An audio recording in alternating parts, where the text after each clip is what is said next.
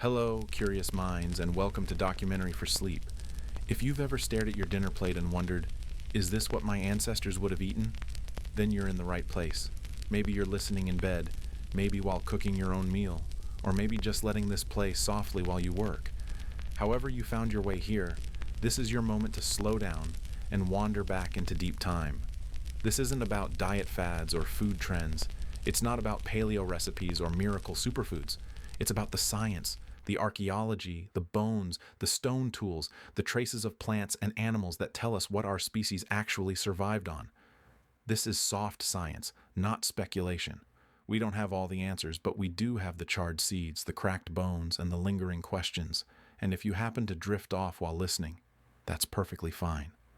I've left timestamps in the description so you can pick up right where you left off tomorrow, because this story from beginning to end is worth hearing. If you find this kind of quiet storytelling, gentle, curious, and rooted in science, helps you learn, relax, or focus, consider liking and subscribing.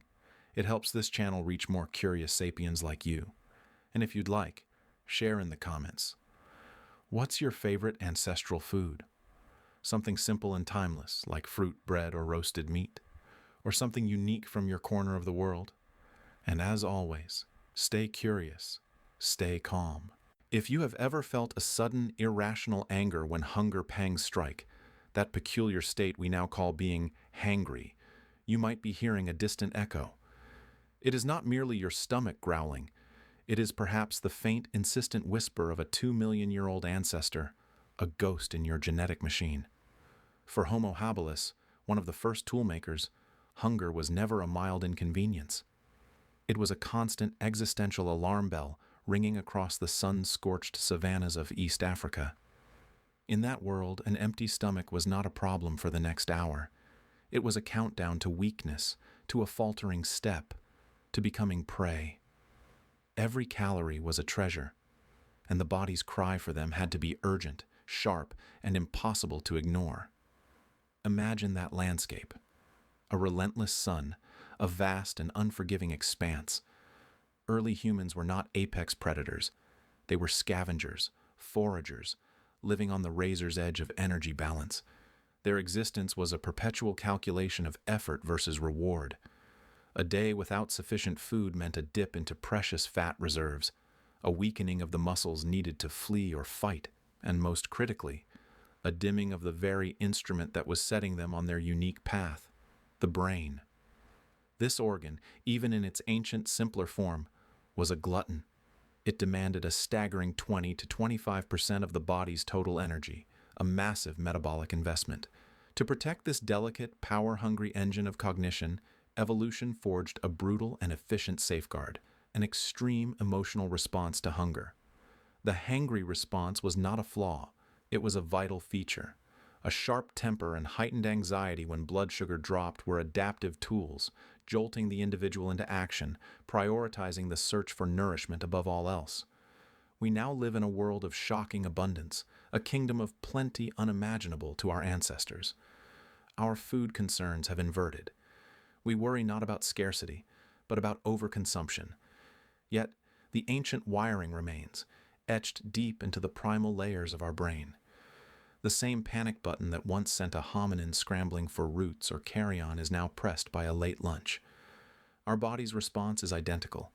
A surge of stress hormones, a sharpening of irritability, a primal drive to seek out the quickest, most dense source of energy, to silence the false alarm. We are equipped with a Stone Age biology navigating a Space Age buffet, and the mismatch is profound.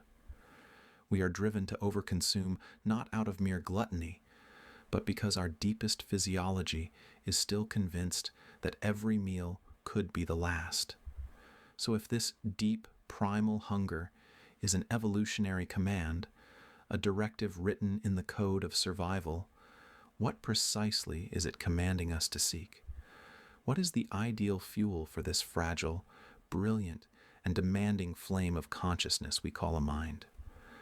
The answer seems to lie on the tip of the tongue, in a taste that feels less like a preference and more like a primordial truth, the irresistible allure of sweetness. But is this desire our own, Or are we merely following a recipe written for us by the unforgiving pressures of a lost world? A child does not need to be taught to choose the glistening slice of cake over the steamed broccoli. The hand, small and unhesitating, will always reach for the sugar-dusted delight. This is not a matter of poor parenting or a lack of discipline. It is a much older story, written deep within the coils of our DNA.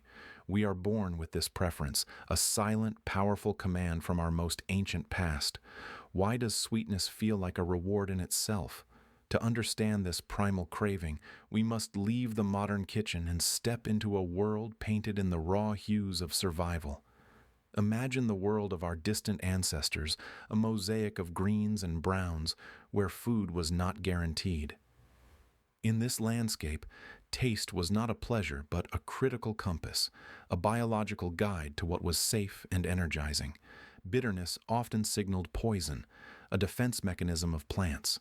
Sourness could mean unripe or spoiled, but sweetness was the rare and brilliant signal of ripe fruit, a concentrated burst of calories, a gift of energy ready for the taking.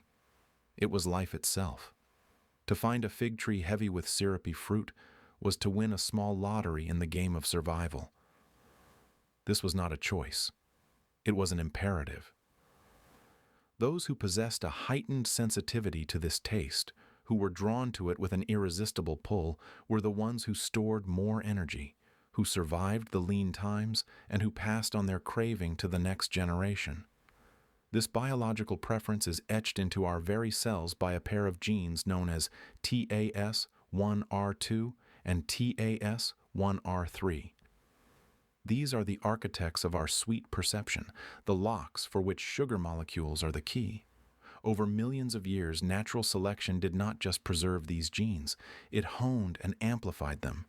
They became a masterpiece of evolutionary engineering, ensuring that the sensation of sweetness would flood our system with a sense of profound rightness, a deep-seated satisfaction. This was a slow, patient love affair between our physiology and the occasional ripe berry, a relationship that shaped the trajectory of our species. Then, in a geological blink of an eye, the world changed. The same exquisite adaptation that served us so well in the sparse savanna became a vulnerability in the land of plenty. The modern food industry, armed with the precision of science, learned to speak this ancient primal language. They discovered the exact bliss point, the precise concentration of sugar that maximally stimulates our reward pathways, triggering a cascade of dopamine that is far more intense and frequent than anything nature ever intended. The occasional wild strawberry is replaced by the perpetual availability of hypersweetened drinks and snacks. Our Stone Age brain, still wired for scarcity, is suddenly drowning in the very thing it was programmed to seek without limit. The biological compass that once guided us to survival now spins wildly, pointing us toward a feast that never ends. We are left, then, with a profound and unsettling tension. Our bodies are tuned to an ancient world, celebrating a taste that once meant life, now manipulated by the very intelligence that taste helped to create. This deep genetic whisper for sweetness is a testament to our journey, a relic of a time when every calorie was a victory. But if our earliest ancestors were primarily drawn to the sugary bounty of forests, content with the occasional windfall of fruit, what force could have compelled a shift so significant that it would redefine our very biology? What other hunger awoke, leading us away from the gentle cradle of the fruit-laden tree and toward a different, more formidable kind of feast? The human brain is a paradox of evolution, a 3-pound universe of thought, demanding a staggering 20% of the body's energy while accounting for only 2% of its mass. For millions of years, our ancestors carried a far more modest version, a compact organ suited to a life of foraging and fleeting existence. Then, something changed. A new player emerged on the African savanna, walking upright with a purposeful stride and carrying a new kind of hunger. Homo erectus. Their most profound legacy was not the distance they covered, but the space they created within their own skulls. They were the first to possess a brain that truly outstripped those of our other primate cousins. What strange alchemy allowed this costly tissue to bloom? The answer lies not in a single moment of genius, but in a series of cuts and scrapes preserved in stone and bone. Scattered across ancient fossil sites, archaeologists find the remains of long-vanished feasts. Animal bones, weathered by millennia, bear the unmistakable marks of stone tools. These are not the random gnawing of predators, but precise, deliberate incisions, the signature of a butcher. Here, along the sharp edge of a flint tool, we see the beginning of a new relationship with the world. It was a transition from being a creature of chance, scavenging scraps from larger carnivores, to becoming a purposeful hunter and consumer of meat. This was not merely a dietary shift. It was a fundamental renegotiation of our place in the food chain. From a biological standpoint, this shift was nothing short of revolutionary. The body operates on a strict energy budget. Every calorie consumed must be allocated. Plant-based foods, particularly the tough tubers and fibrous vegetation available to our ancestors, require an immense amount of work to break down. This demands a long, convoluted intestinal tract, a metabolic furnace that burns energy just to extract it. Animal protein, however, is a prepackaged, energy-dense resource. It is easier to digest, rich in essential amino acids, and delivers a far greater caloric return for far less digestive effort. This nutritional windfall created a possibility. The body could now afford to divert energy away from maintaining an expensive gut and towards fueling another, even more expensive organ, the brain. The trade-off was literal, a shrinking digestive system for an expanding mind. Did our intelligence, then, first grow not from contemplation, but from the efficiency of consuming another creature's stored energy? Today, this evolutionary inheritance sits uneasily within our modern conscience. The meat that once forged our minds is now a cultural symbol of prosperity and celebration. Yet it is also a source of deep ethical and environmental conflict. We stand at a peculiar crossroads, caught between the deep-time logic of our biology and the awakened morality of our civilization. The very act that may have granted us the capacity for moral reasoning now forces us to question the act itself. Are we bound by the dietary choices that built us, or are we now evolved enough to transcend them? The story of meat is not a simple tale of progress, but a complex knot of biology, culture, and consequence. Yet, for all its power, raw meat was only the first step. It provided the fuel, but another, even more profound discovery would provide the spark that truly ignited our potential.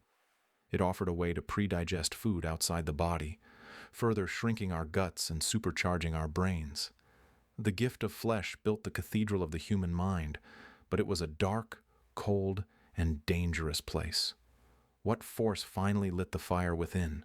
Every time you strike a match or turn on a stove, you are not merely preparing a meal. You are reenacting a primal ritual, a biological revolution so profound that it fundamentally recast the human form. This simple daily act is an echo from a distant past, a ghost of a flame that first flickered in the darkness of a cave over 1,000,000 years ago. It is the echo of the first cook. The evidence is etched in the silent, sooty layers of ancient earth. In places like Wonderwork Cave in South Africa, archaeologists brush away the dust of millennia to find not just the charred bones of long-extinct beasts, but something more telling: the remnants of controlled fire. These are not the scattered embers of a lightning-strike wildfire, but the organized hearths of intentional beings. The blackened stone, the ash cemented into the floor, the calcined bone fragments, they form a fossilized moment. A moment where a hominid, perhaps Homo erectus, moved from being a passive consumer of nature's raw offerings to an active participant, a master of transformation. They learned to bend energy to their will, to create a sun where and when they needed one. This was the first laboratory, the first kitchen, and the crucible for a new kind of animal. Before the flame, the world was a tougher, more demanding place. Food was a challenge to be overcome, a physical struggle that began the moment it entered the mouth.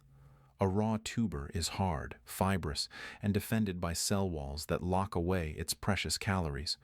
Raw meat is tough, stringy, and teeming with microbes that wage war on the gut.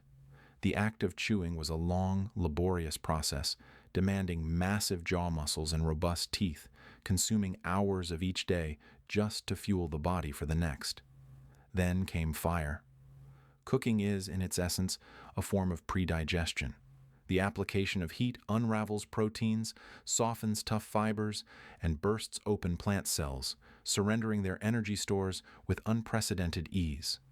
The caloric gate was thrown wide open. This external stomach, this fiery forge, changed everything from the outside in.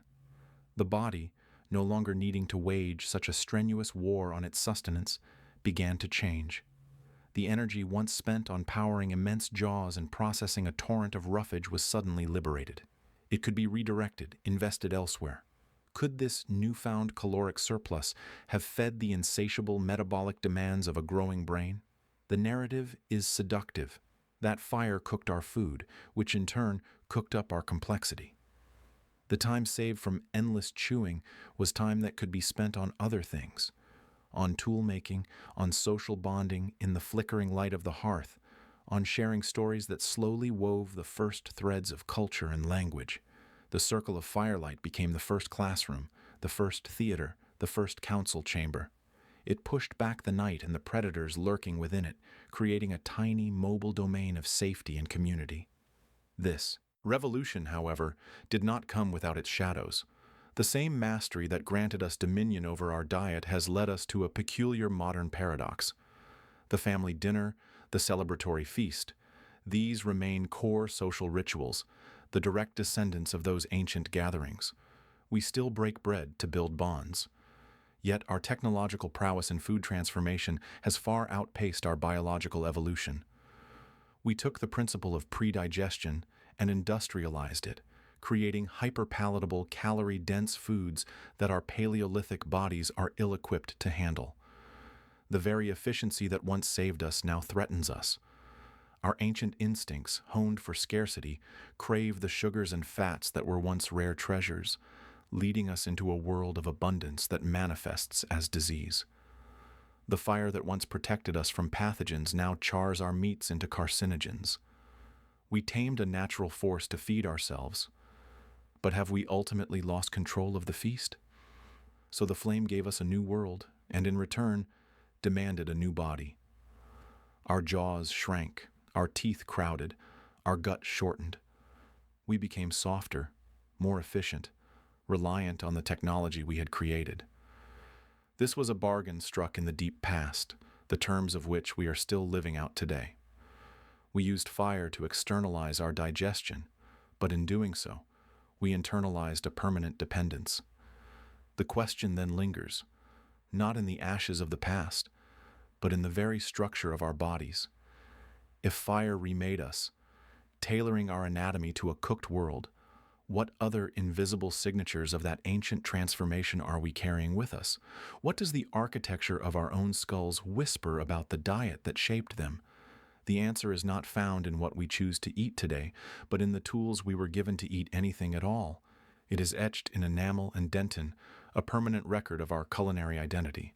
Our teeth tell a story of compromise, of a creature not specialized for any one thing but adept at navigating them all. They are the unsung heroes of our survival, the durable relics that reveal our true nature. For are we not defined by the very contradictions we chew upon? Look into your own mouth, in the mirror. Past the lips that form words of love and lies, past the tongue that tastes sweetness and bitterness, you will find a museum, a calcified archive of survival. Every ridge, every cusp, every sharp edge and flat plane is a story. It is the story of a scavenger on the African savanna, of a gatherer in a primordial forest, of an ancestor who learned that the world, in all its brutal and generous variety, was a menu. Your smile is a monument to 1,000,000 years of pragmatic eating. It does not preach dogma. It simply tells the truth of what we are. We are the omnivores. The evidence is right there, hidden in plain sight. Compare it to the specialized tools of other creatures. The teeth of a great white shark are not teeth in the way we understand them. They are serrated daggers, all identical, designed for a single, devastating purpose: to slice through flesh and nothing else. They are a declaration of war, a cutlery set for a carnivore. Then consider the sheep. Its mouth is a grinding mill, equipped with broad, flat molars that move in a constant, lateral motion, perfectly evolved to pulverize tough cellulose into digestible matter. It is a peaceful, pastoral machinery, built for a life of grazing. And then, there is us. Our mouth is a Swiss Army knife. At the front, the incisors, sharp, chisel-shaped blades for biting into an apple, for severing a stalk of celery. They are the precision tools. Flanking them, the canines, modest yet undeniable cones. They are not the terrifying fangs of a leopard, but they are there, a genetic memory of a need to grip, to tear, to puncture the skin of a fruit or, in a different time, to anchor into a piece of meat. And finally, in the back, the molars and premolars, the boulders in the stream, the heavy-duty crushers with their complex landscape of cusps and fissures. Their job is to grind, to mash, to apply immense pressure to nuts, seeds, cooked tubers, and fibrous vegetables.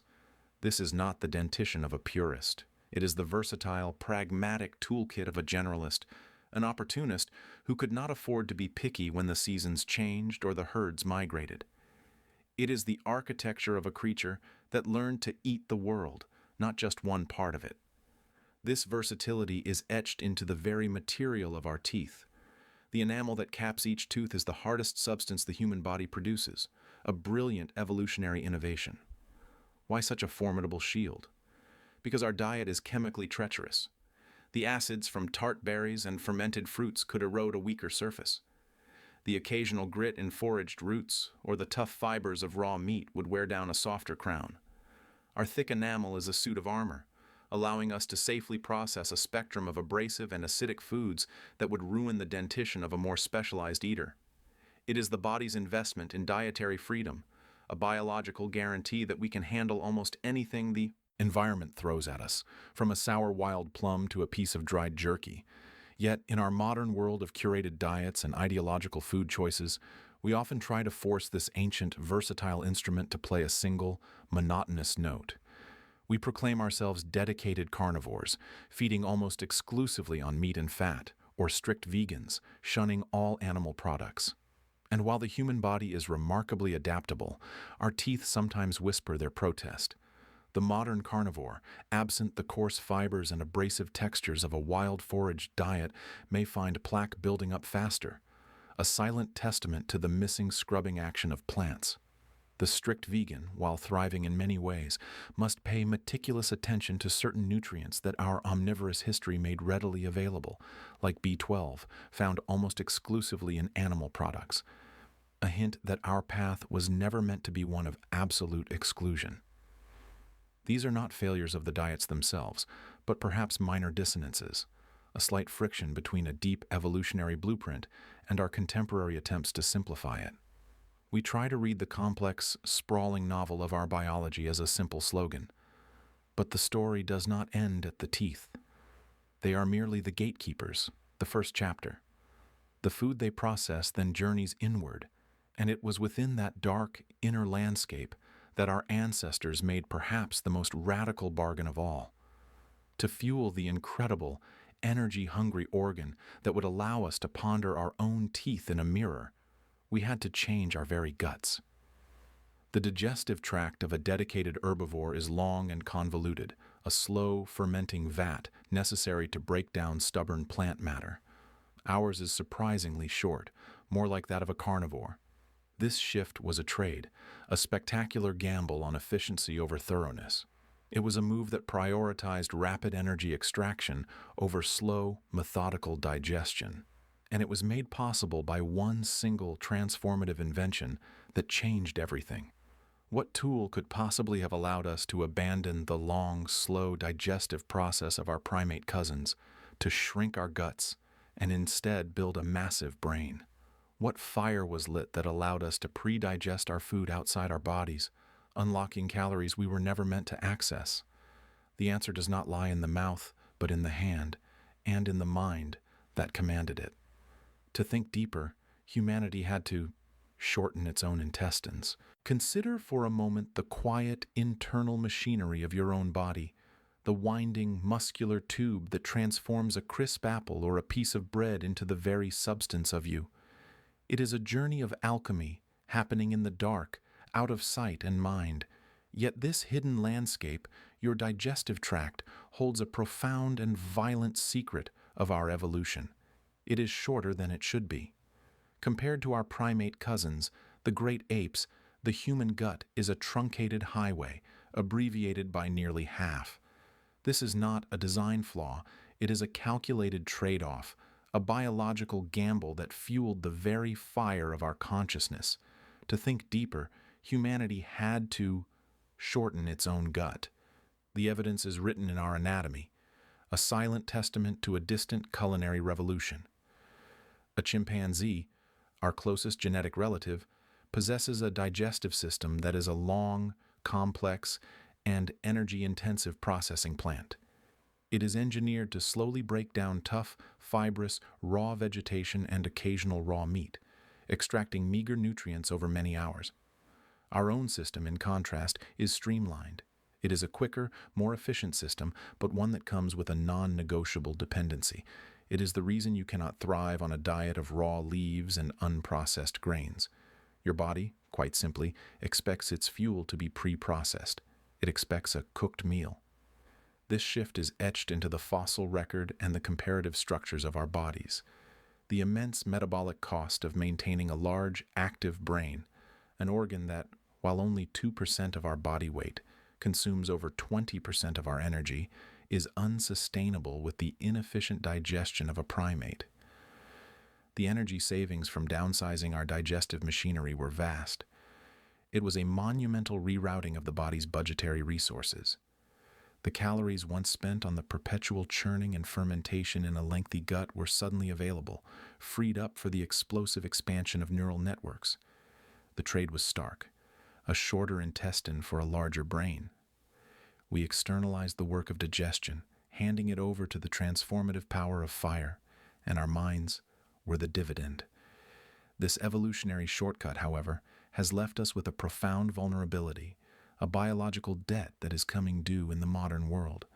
Our bodies were honed for a diet of cooked, whole foods, tubers softened by heat, meat made easily digestible, fibrous plants rendered accessible.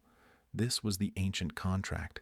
We would provide pre-digested food, and our shortened gut would rapidly absorb the energy, fueling our intellect. But the modern industrial diet has broken this contract.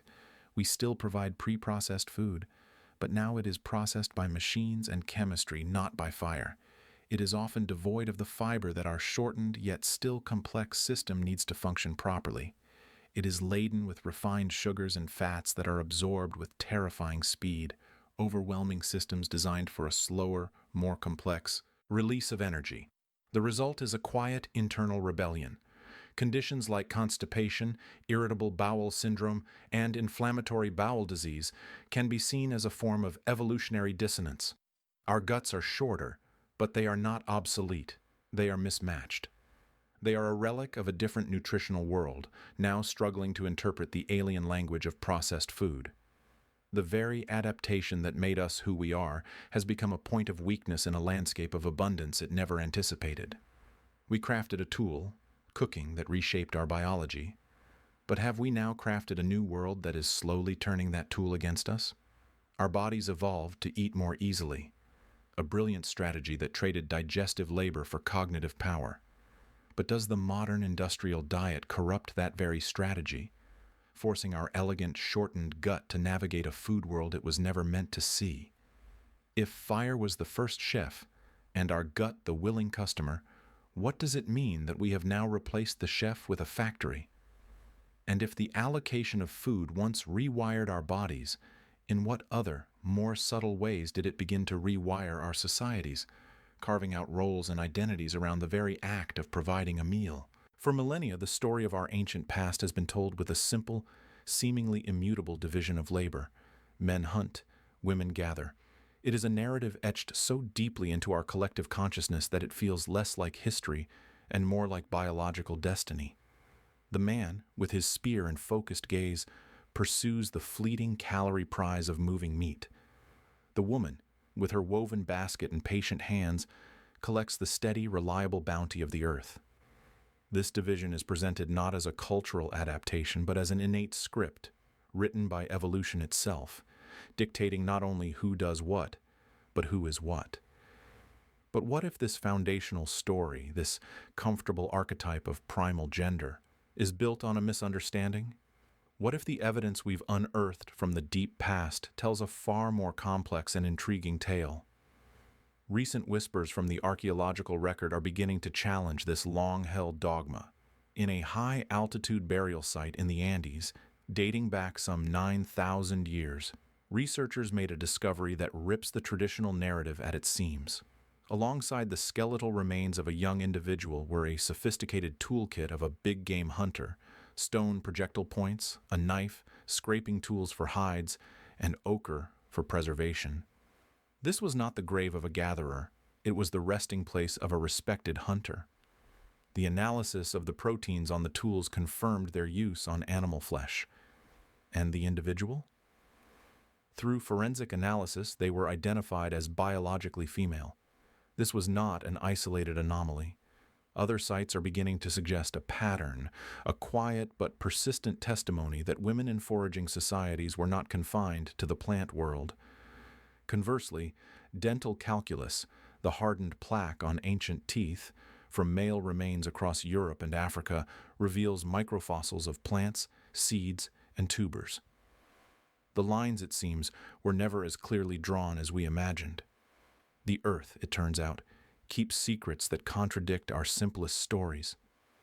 If the tools of the hunt could rest in a woman's hand, and the taste of a root could linger on a man's teeth, what then becomes of the destiny we thought was carved in bone? From this blurred archaeological picture emerges a profound question about power and nourishment. Evolutionary psychology has long argued that the act of hunting, a high-risk, high-reward endeavor, became the engine for male social and sexual dominance. The control over the most prized resource, meat, supposedly translated into political capital, influence, and status. The hunter provided the feast, and in return he received deference. This theory paints a picture where the economic foundation of food procurement directly sculpted the hierarchy of the sexes. But the new evidence forces a recalibration. If hunting was a shared communal effort, not a male-exclusive club, then perhaps the resulting social structures were more fluid. Perhaps the power derived from providing food was not intrinsically gendered, but was instead allocated based on skill, circumstance, or collective need. The calorie was a form of ancient currency, but was its value determined by the biology of the provider, or by the hungry community that received it? Did the division of labor create the power dynamic, or did an emerging power dynamic gradually insist on a division of labor to justify itself?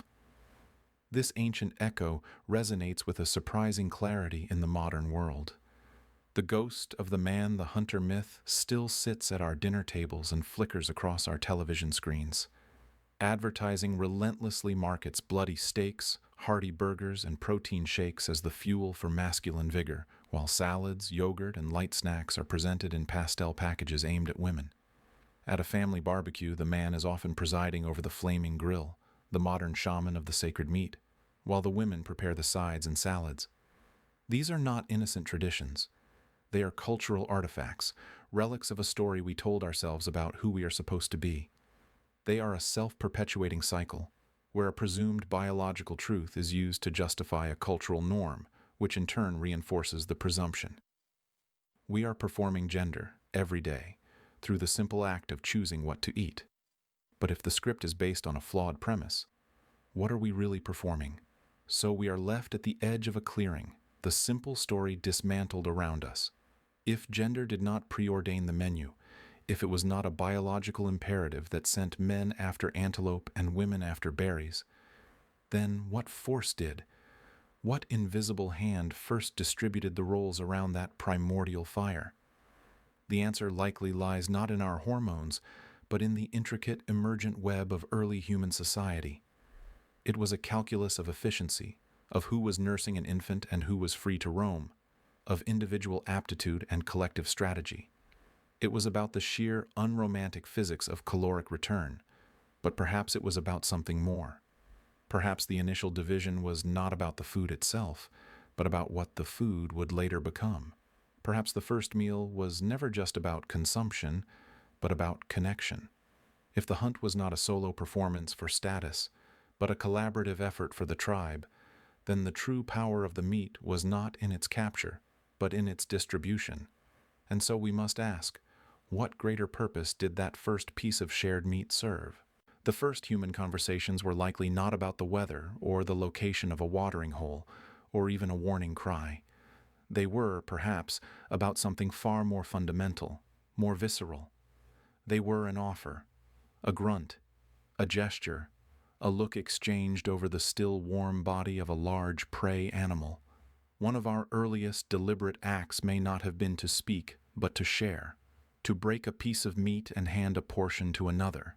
This simple, profound transaction did more than fill a belly. It laid the very bedrock of community, weaving the first fragile threads of trust that would eventually become the complex tapestry of human society. Imagine the scene, painted in the stark, elemental colors of prehistory. The air is cold, thick with the scent of dust and the iron tang of fresh blood. A fire crackles, not for cooking yet. That discovery is still millennia away. But for light, for warmth, for a fragile circle of safety against the encroaching darkness. In the center of this circle lies the day's fortune, a large antelope, its energy now still. Hands, calloused and strong, work with sharpened stones. They are not tearing randomly. Archaeologists, reading the silent stories etched in ancient bone, find the evidence. They find femurs and ribs scored with precise, repeated cut marks, not from the frantic stripping of a predator, but from a deliberate, practiced division. These are the butcher's marks, the earliest receipts of a social contract.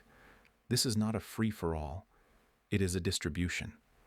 The strongest hunter, the one who made the kill, could claim it all. Yet, the bones tell a different story, a story of apportionment. This act of dividing the spoils is a silent language long before words formalize it. It speaks of fairness, or at least of a necessary equity. The hunter shares with the younger, weaker members who could not participate in the chase, the very old, the very young, those tending to infants. He shares with his fellow hunters, binding them to him for the next endeavor. In that moment, the meat ceases to be mere calories. It transforms into a currency of commitment. To accept a share is to accept a place within a web of mutual obligation. It is to say, without words, I am with you. I owe you. This creates a debt, not of resentment, but of reciprocity, the fundamental engine of all early human economies. The risk taken by the individual is amortized across the group, and the group's survival is guaranteed by the success of the individual. Could the first meaning of the word we have been tasted rather than spoken? This nascent trust, forged in the sharing of food, becomes the fertile ground from which language itself could sprout. What need is there for complex communication among competitors? But among collaborators, among partners bound by a shared meal, the need becomes urgent. Perhaps a grunt and a point suffice to indicate the best cut of meat yesterday. But today, around the fire, a more nuanced exchange is required. A series of sounds might develop to designate who received what, to plan for the next hunt, to boast of a skill, to tell the story of the kill, thus turning individual experience into collective mythology. The act of sharing food reduces the immediate, desperate pressure of survival just enough to create a space, a cognitive surplus. In that space, around that fire, the mind is free to do more than just react. It can reflect. It can plan. It can speak. Did grammar first emerge from the need to fairly describe the division of a meal? This ancient ritual is not a relic. It is a thread that runs unbroken through the entirety of human history, pulling us together across millennia. We have built cathedrals of ceremony around the shared table. The wedding feast is not about satiating hunger. It is a public performance of a new alliance where two families become one through the symbolic act of eating together. The funeral wake, the anniversary, the religious holiday. From the Seder plate to iftar to communion. These are all ceremonies where food is the medium and the message, a tangible expression of belonging, memory, and faith. Even the modern, seemingly mundane business lunch functions on this primal level. We speak of breaking bread to settle a deal, to mend a rift, to welcome a new colleague. The conference room table is our Paleolithic fire pit, the sandwich platter, our slaughtered antelope. We are not just exchanging information, we are participating in a ritual of trust building that is hundreds of thousands of years old. We talk to create a deal, but do we eat together to make it binding? Food, then, is so much more than fuel. It is the original social glue, a sticky, potent substance that holds groups together. It is the physical manifestation of our interdependence. To eat alone is a biological function. To eat together is a cultural act, a reaffirmation of our bonds. The shared meal is a miniature society with its own rules, its own rhythms, its own unspoken languages of passing dishes and offering seconds. It is where we learn generosity, patience, and conversation. It is where a family becomes a family, and where a stranger can become a friend. The warmth we feel at a full table is not just from the food. It is from the collective security it represents, an echo of that first circle of light against the dark. In the end, is any meal truly consumed alone? Yet, this act of sharing implies its opposite. For every gesture of offering, there is the potential for hoarding. For every community forged around the fire, there is the individual in the shadows, clutching their portion tightly. If sharing is the cradle of trust, what dark twin did it birth in the human heart? The very act of dividing food requires first that there is something to divide, something that has been acquired and, crucially, something that can be kept. The story of community begins with a shared meal, but perhaps the story of the individual self begins with the private stash, the hidden cache, the anxious calculation of tomorrow's hunger. And so, we must turn from the warmth of the fire and peer into the darker corners of the cave, to the instinct that tells us to save rather than to share. Does the trust we build by giving away our food today stem from the same deep fear that whispers we might not have any tomorrow? Why do we do it? Why does the pantry, stocked to the brim, still feel a little empty? Why, in an age of refrigerators humming with perpetual chill and grocery stores offering endless summer, do we feel a quiet compulsion to buy just one more bag of rice, one more pack of pasta, to stash away in the dark, cool cupboard? This is not a habit born of present logic, but an ancient whisper, a ghost in our genes. It is the echo of a hunger so profound, so formative, that it shaped not just our bodies, but the very architecture of our minds. This is the story of the first hoarders, and the eternal scarcity that taught us to remember. Imagine the scene, not from a history book, but from the cold, silent dark of a cave. An archaeologist's brush gently sweeps across the earth, revealing not a grand tool or a piece of jewelry, but something far more intimate. A cluster of nutshells piled deliberately in a hollow. A scatter of animal bones, cracked open for their marrow, tucked against a wall. A single fruit stone found nestled beside a hearth, bearing the tiny, perfect marks of human teeth from a snack begun but never finished. These are not the grand gestures of art or war, but the quiet, desperate receipts of survival. They are the caches of Homo sapiens from 30,000 winters ago, the first pantries. In these silent, fossilized hordes, we see the birth of a new kind of anxiety, an anxiety about tomorrow. It was no longer enough to simply find food for today. The uncertain turn of the seasons, The migration of herds, the failure of a fruit tree, demanded a plan. To store was to gamble on a future one could not see. It was the first act of faith in a coming spring, and the first admission of a deep, abiding fear that it might not come. This impulse is etched into us, carved by the relentless chisel of evolution. It is more than mere memory, it is biology. Scientists trace the threads of what we now call behavioral hoarding back to a genetic level, to sequences of code that were reinforced, selected for, and passed down through generations of scarcity. In a world where the next meal was never a guarantee, the individual who felt a twinge of anxiety at the sight of abundance, who was driven to hide away a portion of it, was the one who lived. Their genes, humming with this prudent paranoia, flowed into the stream of the future. The ones who were content, who lived only in the moment of plenty, were the first to vanish when the moment ended. This is the cruel, beautiful math of survival. The nervous outlive the satisfied. The urge to accumulate was not greed. It was a sacred covenant with a future self. It was a promise whispered to the darkness, I will not let you starve. And so, the ghost persists, rattling its chains in the most modern of settings. It is the reason we feel a jolt of primal satisfaction stacking cans of soup in a pyramid during a storm warning.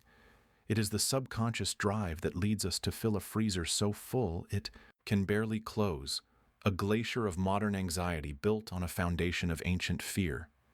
We see it in the collective, almost frantic purchasing of yeast and flour and pasta at the dawn of a pandemic. A sudden global muscle memory of shortage kicking in, bypassing all our rational knowledge of just-in-time supply chains and immense global food networks. The supermarket aisle for a moment becomes the savannah. The herd catches a scent of danger, and the instinct is not to reason, but to gather, to secure, to hoard. The irony is profound. We have conquered the scarcity that created us, yet we are haunted by its absence. Our abundance has become a new kind of landscape, and we navigate it with a map drawn for a different world. So, we are left to wonder, is this deep-seated need to store, to save, to secure, the very cradle of belief itself? Did the act of hiding food for a tomorrow we could not see plant the first seed of faith in an unseen future?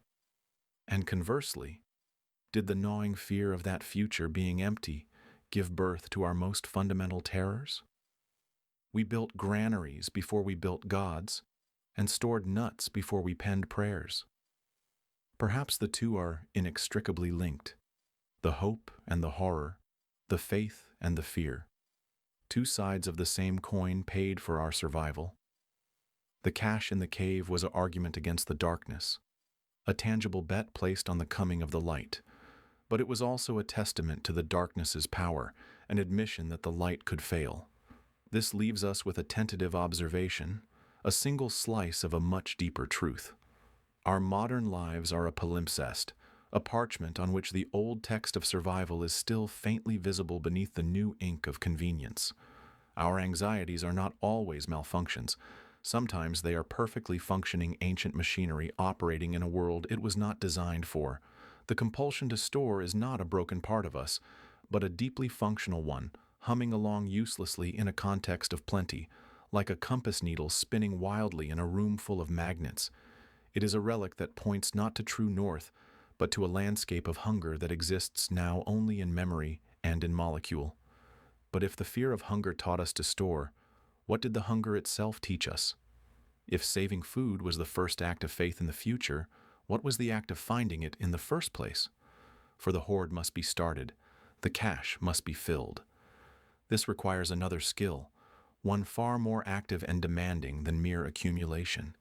It requires a map, not drawn on stone or paper, but etched into the very fabric of the mind. It requires a memory sharpened by need, a memory that could recall not just the location of the fruit tree, but the precise moment its branches grew heavy and sweet. The hoarder must first become the seeker, and the seeker must never, ever forget. How, then, did the relentless cull of hunger sculpt the very contours of human memory? If storing food was a bet on the future, was finding it a perfect recollection of the past. Your brain knows the precise route to your favorite restaurant, the exact number of steps from your office door to the coffee machine, the specific shelf in the supermarket that holds your preferred brand of chocolate. This is not mere habit, not a simple routine carved by repetition. It is an ancient inheritance, a whisper from a time when remembering the correct path was not a matter of convenience, but a matter of life and death. This meticulous mental mapping is an evolutionary heirloom, paid for by the hunger of our ancestors. Imagine the world not as a grid of streets and addresses, but as a vast, living map of scents, sounds, and seasons. Picture a small band of early hominins, perhaps Homo habilis, their days defined by a single driving imperative: find the next meal. Their existence was a nomadic loop, a constant traversal of a familiar yet ever-changing landscape. They did not wander aimlessly. They moved with purpose, covering an average of 10 to 15 kilometers each day, their path dictated by a deep, learned knowledge of the land. They knew which valley would greet them with ripe berries in the late summer sun, which grove of trees promised the first signs of nutrient-rich nuts in the autumn, and which migratory route a herd of antelope might take with the coming rains. This was not a sprint. It was a marathon of memory. Survival depended not only on speed and strength, but on the flawless, precise recall of spatial information. The one who remembered the exact twisting path to the solitary fig tree, heavy with fruit, or the hidden cleft in the rocks where water pooled after a storm, was the one who lived to pass on their genes. This relentless, hungry navigation sculpted the very architecture of our minds. At the heart of this process lies the hippocampus, a seahorse-shaped region deep within the brain that acts as the cartographer of our consciousness. Every successful journey to a food source, every rewarding discovery of a sweet, energy-dense fruit, was a lesson that strengthened this neural circuitry. The brain began to forge powerful, unbreakable links between place and reward. The sight of a specific gnarled tree, the feeling of a particular type of sandstone underfoot, the sound of a specific bird call in a specific canyon. All these sensory details became anchors, tying the memory of a location to the profound satisfaction of a sated hunger. This is the crux of evolutionary psychology. The location of a critical resource became a prize for the mind, and the mind adapted to excel at winning that prize. The hippocampus grew more complex, its networks more intricate, all to serve the primal need to answer a single, relentless question: where is the food? This ancient wiring still hums with activity beneath the surface of our modern lives. It explains the curious quirks of our contemporary memory. Why can you recall, with pinpoint accuracy, the location of that tiny, unassuming stall in a foreign city that served the most incredible street food 5 years ago, yet you regularly forget where you left your car keys mere hours ago? The keys hold no evolutionary weight. They are a modern abstraction. But the discovery of a phenomenal, rewarding food source? That is an event your brain is primed to remember, a victory celebrated in the same neural pathways that once guided a hungry ancestor to a life-saving bounty. The pleasure centers of the brain still light up in a celebratory dance when we find a new great place to eat, a direct echo of that ancient, life-affirming triumph. Our smartphone maps and GPS may have outsourced the chore of navigation, but they cannot silence the deep-seated instinct to chart and cherish the locations of our rewards. We are simply using a 3-million-year-old mapping system to find a gourmet burger instead of a wild boar. This profound link between hunger, memory, and survival suggests a brain that is not a static organ, but a dynamic, malleable thing, constantly reshaped by our most fundamental behaviors. If the simple, persistent act of seeking sustenance could so fundamentally alter our neural structures, forging the very seat of memory itself, what other hidden adaptations might lie within us? What other invisible scaffolds built by the endless rhythm of seeking and eating still support the architecture of our thoughts, our desires, and our very consciousness? If the need to find food could craft the mind's map, what other hungers have written the instructions for who we are? And if our biology is so deeply intertwined with the act of consumption, why does it cling so stubbornly to relics that seem to serve it no purpose at all?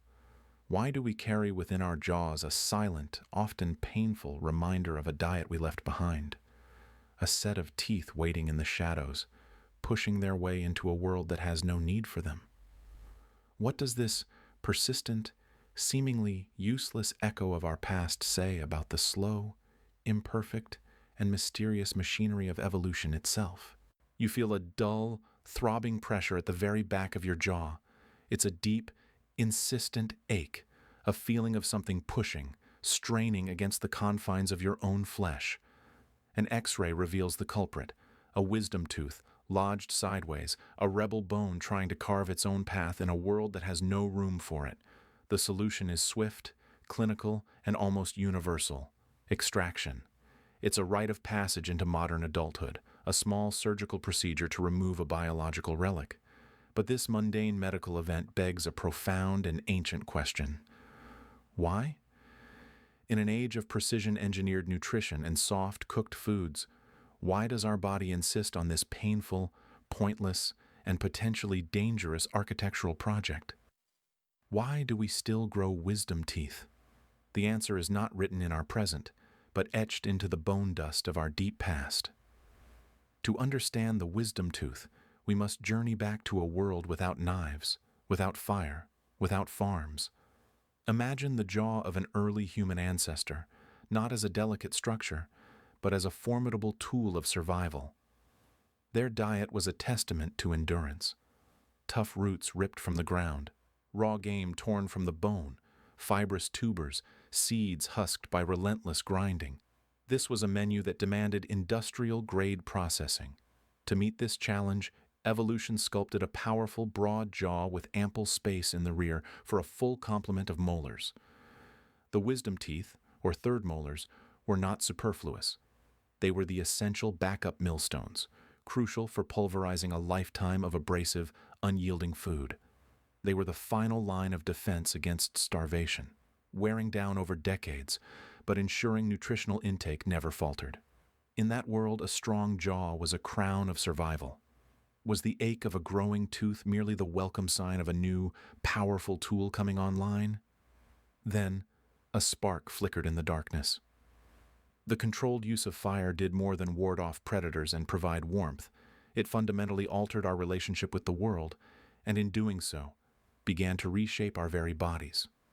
Cooking is a form of predigestion. Heat softens tough fibers, breaks down complex proteins, and makes calories more readily available. The relentless, powerful chewing that was once a necessity became less critical. With every roasted tuber and piece of tenderized meat, the evolutionary pressure maintaining our massive, powerful jaws began to relent. Generation by generation, over thousands of years, the human jaw grew more refined, more graceful, and crucially, smaller. Yet, the genetic blueprint for our teeth, a slower changing script, lagged behind. The instruction to form 32 teeth, including the full set of 4/3 molars, remained stubbornly encoded. The architect's plan was unchanged, but the construction site had shrunk. What happens when a timeless blueprint is forced upon a modern foundation? The result is the modern dilemma of the wisdom tooth, a profound evolutionary mismatch. The genes that dictate tooth development are ancient, patient, and slow to change. They operate on a timescale of millennia, not centuries. The environment of our jaw, however, has transformed at the blinding speed of cultural innovation. We are left with a biological hangover, a vestige of a past life. Our smaller jaws simply lack the real estate to accommodate these late-arriving tenants. They become impacted, growing sideways, pressing against their neighbors, creating pockets for infection and decay. A feature that once ensured survival has become a liability, a routine source of pain, and a multi-billion-dollar global industry in dental extraction. The wisdom tooth is no longer a tool. It is a fossil in living bone, a monument to a past that hasn't quite ended. Does this make it a flaw, or simply a testament to the fact that our bodies are always living in more than one time at once? This story, however, is not merely one of loss and obsolescence. It is a snapshot of evolution in motion, a slow, grinding dance between our biology and our culture. The wisdom tooth represents a trait on its way out, a ghost of a adaptation fading into oblivion. But if we look elsewhere in our digestive blueprint, we can see the opposite phenomenon: rapid, stunning adaptation. Even as one ancient feature becomes a burden, another genetic revolution, born from our own innovation, is spreading like wildfire through our species. The wisdom tooth is the echo of a receding past. But what happens when a sudden cultural shift creates a new nutritional niche and our genes scramble to catch up? What if our next evolutionary step is not written in stone, but poured into a glass? The story of the wisdom tooth is a tale of the past clinging on, a biological memory we have not yet fully forgotten. It reminds us that we carry our history within us, not just in stories and bones, but in the very ache of our jaws. It is a quiet, sometimes painful dialogue between the slow, deliberate pace of genetic change and the frantic, accelerating pace of human invention. We are living archives of our own evolution, each body a landscape where ancient adaptations coexist with modern realities. The question is not just why we have parts that seem useless, but what their persistence tells us about the invisible, ongoing transformation of our species. If the wisdom tooth is a relic we are in the process of losing, what new traits are we right now in the frantic act of gaining? Milk sits in a glass, a simple pillar of white. To many, it is the very picture of innocence, a foundational nourishment. Yet, for a significant portion of the world's adults, this innocent liquid is a promise of rebellion within the gut, a discomfort that seems almost personal. Why does this most basic of foods, celebrated across Western cultures as a cornerstone of health, become a subtle poison for so many? The answer is not found in the milk itself, but etched into the very blueprint of our being, a story of a rare genetic fluke that rewrote the human menu and steered the course of civilizations. This is a tale of how a biological accident became a cultural cornerstone, a narrative written in genes and pottery shards. We begin not in a laboratory, but in the body's quiet, hidden workshop. In the lining of our small intestine, an enzyme called lactase performs a single, vital task. It shears the lactose molecule, the primary sugar in milk, into two smaller digestible sugars, glucose and galactose. For all infant mammals, this enzyme is a lifeline, the key that unlocks the nutritional treasure chest of their mother's milk. The gene that holds the instructions for building lactase, the LCT gene, is a roaring furnace in infancy.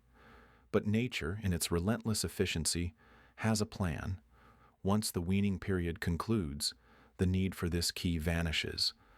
A genetic switch is thrown. The lactase production plummets, the furnace banked to embers, and then to cold ash. This is the default mammalian program, the unalterable law for nearly every creature that suckles its young. The adult world is one of solid food. Milk is a chapter meant to be closed. This is why, for most of humanity's history, and for the majority of its people today, drinking milk beyond childhood is an act of biological transgression. Without the lactase key, the lactose sugar travels whole and undigested into the large intestine. Here it becomes a feast for the trillions of bacteria that call us home. They ferment it with gusto, a party that produces copious amounts of gas and draws water into the gut. The result is a physical protest: bloating, cramping, diarrhea. This is not an allergy. It is a simple, brutal fact of biochemical incompatibility. It is the body's way of stating an ancient truth. Milk is not natural food for adults. So why do so many of us defy this law? The plot twists some 7,000 years ago, on the sun-drenched pastures of the Anatolian plains or perhaps in the cool, misty highlands of Central Europe.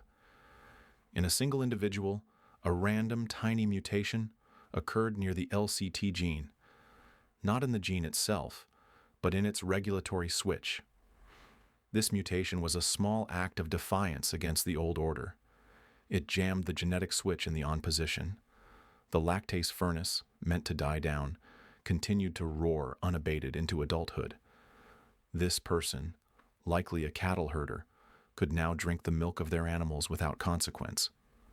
In a world of seasonal famine and uncertain harvests, this was a superpower.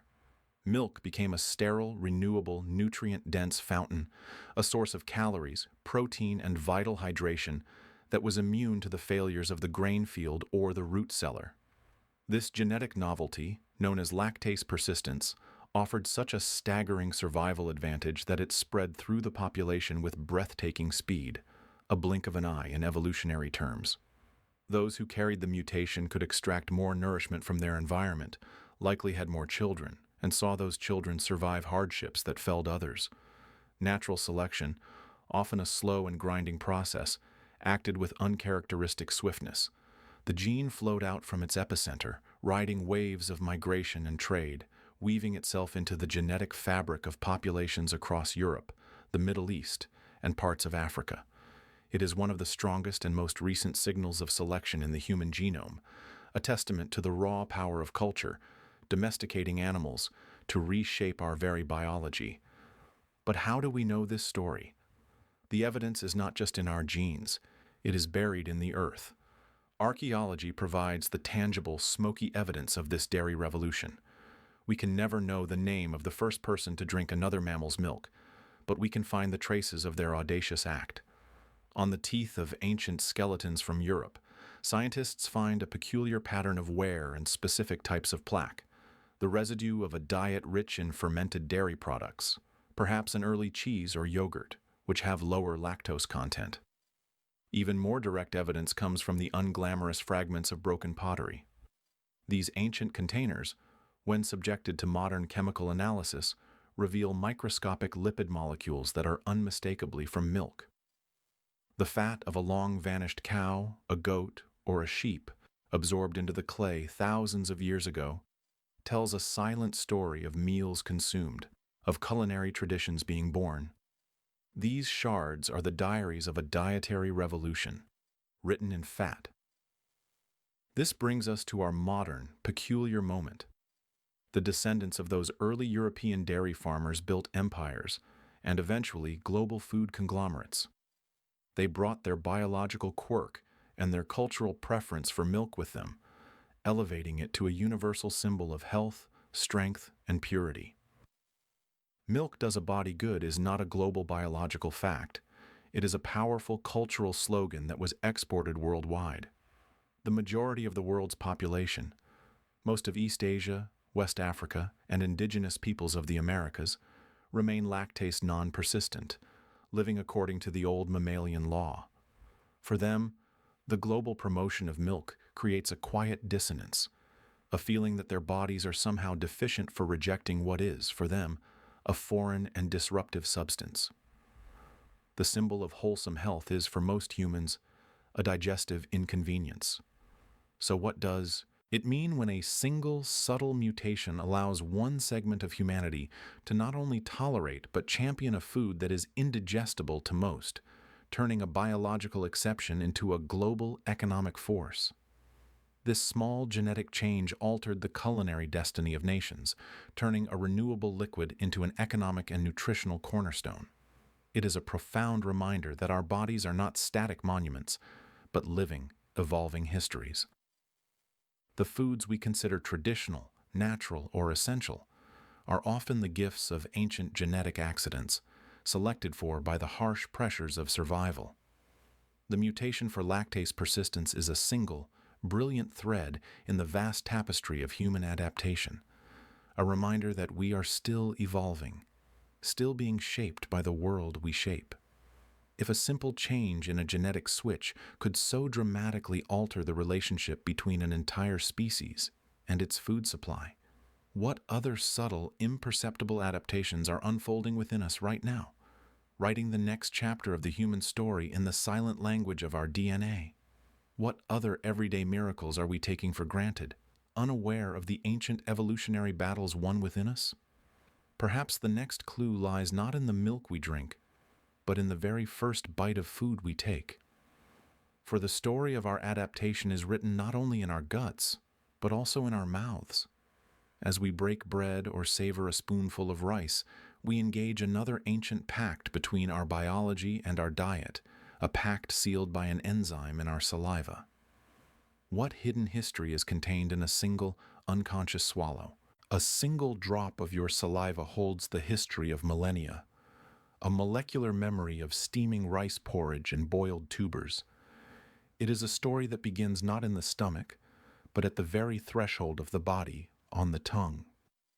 Long before your brain registers flavor or your stomach churns in anticipation, your mouth has already made a prediction, a biological declaration of intent. It knows what you are about to eat. This silent, fluid knowledge is written in the language of enzymes, and its most eloquent speaker is a humble molecule called amylase. This enzyme, a biological machine designed with exquisite precision to dismantle complex starches into simpler sugars, is our first line of digestive offense. It is the reason a plain cracker, if held on the tongue, begins to betray a faint, ghostly sweetness. Amylase is at work, performing its ancient alchemy, turning inert potential into usable energy right at the gate. But the story of amylase is far more than a simple biological fact. It is a profound evolutionary echo. It turns out that we do not all enter the world with the same salivary promise. The number of copies of the AMY1 gene, the blueprint for salivary amylase, varies dramatically from one population to another. And this variation is not random. It is a genetic map of our ancestors' dinner plates. Populations with long histories of agriculture, across the fertile river basins of Asia, the wheat fields of the Middle East, the root and tuber gardens of Southeast Asia, often carry a higher number of these genetic copies. Their bodies, over generations, learned to anticipate a starch-rich diet. Their saliva became a more potent brew, a more efficient processing fluid for the grains and roots that sustained their civilizations. This is evolution in its most intimate form, not a dramatic change in bone or muscle, but a subtle molecular amplification, a turning up of the volume on a digestive whisper until it became a shout. We can trace this story back through the silent testimony of the earth itself. Archaeological digs in the ancient cradle of Mesopotamia reveal grinding stones still dusted with the ghost of wheat and barley, residues dating back over 9,000 years. In the lush tropics of Southeast Asia, the remnants of pottery and the intricate patterns of ancient field systems tell a similar tale of a deep, abiding relationship with rice. At sites like Jericho and Çatalhöyük, the evidence is etched into the very carbon isotopes in human bones, confirming a fundamental dietary shift from a diverse hunter-gatherer existence to one tethered to the rhythm of the harvest. These were not merely dietary changes. They were revolutions that reshaped human society, demography, and our very biology. The abundance of starch allowed for population booms, for the rise of cities and specialists, artisans, priests, soldiers, who no longer had to hunt or forage for their daily calories. Our ancestors' investment in starch was an investment in a new kind of future. But what happens when the future arrives in a form they could never have imagined? The world we live in now is a world of starch, but it is a distorted mirror of the past. The complex, fibrous carbohydrates that our amylase enzymes evolved to handle, whole grains, tubers with their skins, coarse meals, have been industrially refined, purified, and concentrated. We consume amylase's target molecule in its most potent and rapid-fire form: white bread, pasta, sugary cereals, and a plethora of processed foods that dissolve almost before they are chewed. Our salivary enzymes and the entire digestive cascade that follows are overwhelmed by this sudden sugary deluge. The careful, slow release of energy that starch digestion was meant to provide is short-circuited. Blood sugar spikes and crashes with the violence of a roller coaster, forcing the pancreas to pump out ever greater amounts of insulin. This is a biological system being asked to run a perpetual sprint when it was engineered for a marathon. The result is a slow, insidious dissonance, a mismatch between our deep evolutionary biology and our modern nutritional environment. This dissonance manifests as insulin resistance, metabolic syndrome, and the global pandemic of type 2 diabetes. The very substance that once granted us the stability to build civilizations now threatens to undermine our health on a planetary scale. So we are left with a profound and unsettling paradox. The amylase in our saliva is a monument to our ingenuity, a testament to our ability to harness the environment and thrive. It is the chemical signature of a pact we made with the land 10,000 years ago. Yet that same pact, twisted by modern technology and abundance, now seems to hold a clause we failed to read. We are left to wonder, is the tool that built us now breaking us? The story of amylase is a story of adaptation, but it is also a cautionary tale about the unintended consequences of our own success. It suggests that our bodies are living archives, carrying within them the wisdom and the limitations of countless generations. We mastered the external world of agriculture, but perhaps we are only just beginning to understand the internal world it created. If the story of digestion begins with a single enzyme in the mouth, a precise key for a specific lock, where does it ultimately lead? The journey of that cracker, now a sweet paste, is far from over. It descends into a darkness that is not empty, but teeming with life. What unfolds in the hidden, winding passages beyond is not a solo performance by the human body, but a vast, collaborative symphony involving trillions of other players. For if the mouth is the gatekeeper, then the gut is the entire kingdom, a personal, primordial wilderness we carry within. Deep within you, in the warm, liquid darkness, lies an entire world. It is a teeming, ancient forest, a personal ecosystem of staggering complexity, and you are its entire universe. This is not a metaphor. It is the visceral, biological truth of your gut. You are never truly alone. You are a walking colony, a galaxy of 100 trillion microorganisms, most of which call your intestines home.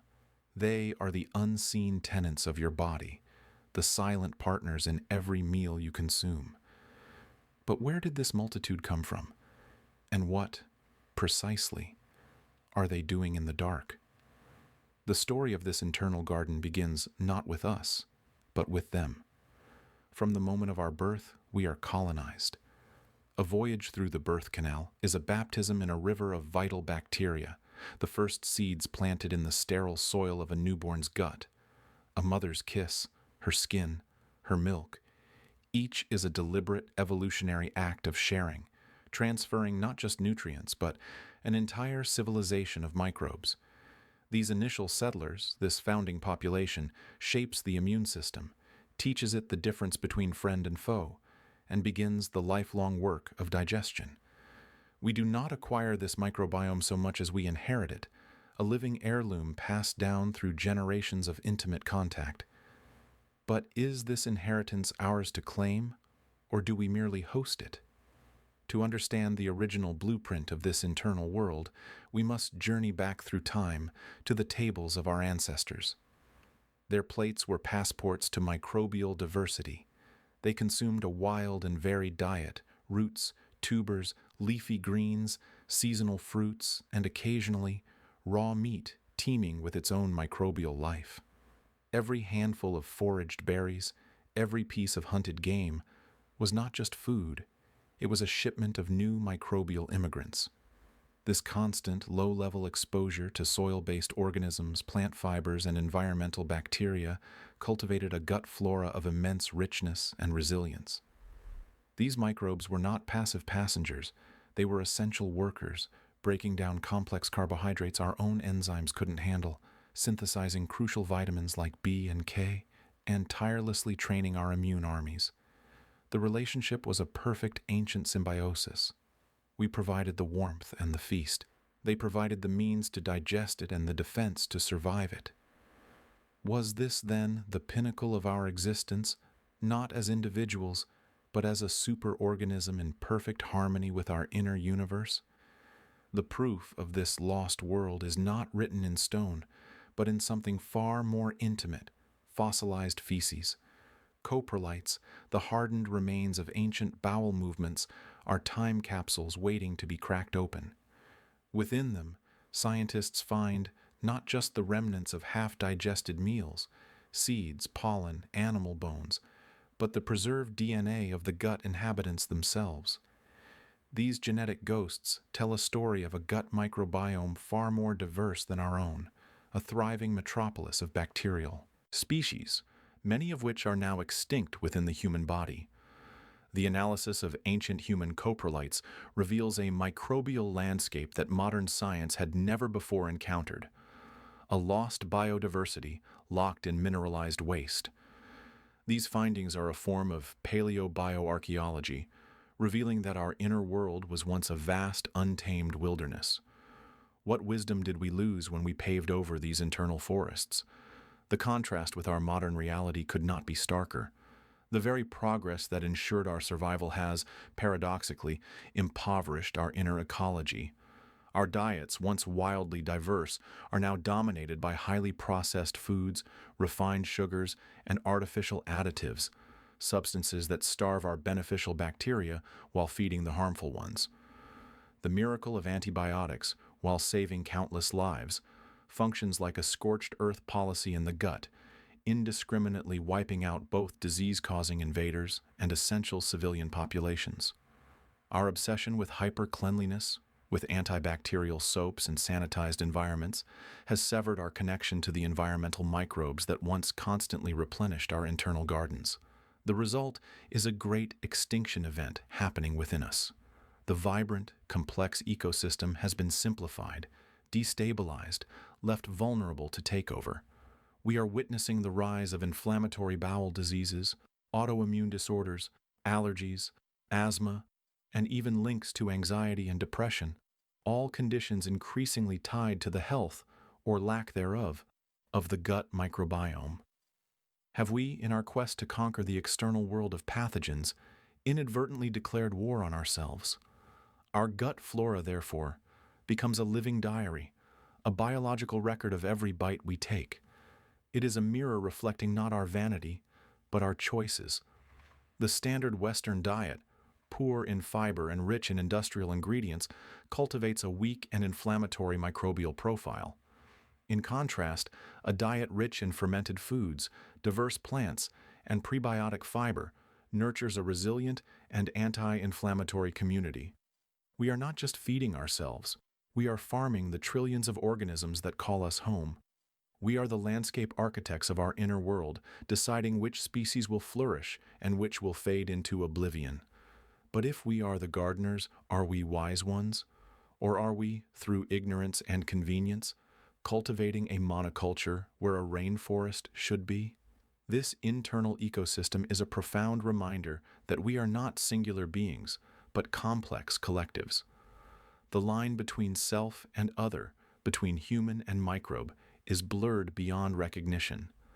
They are not separate from us. They are a part of us, as essential to our function as our own cells.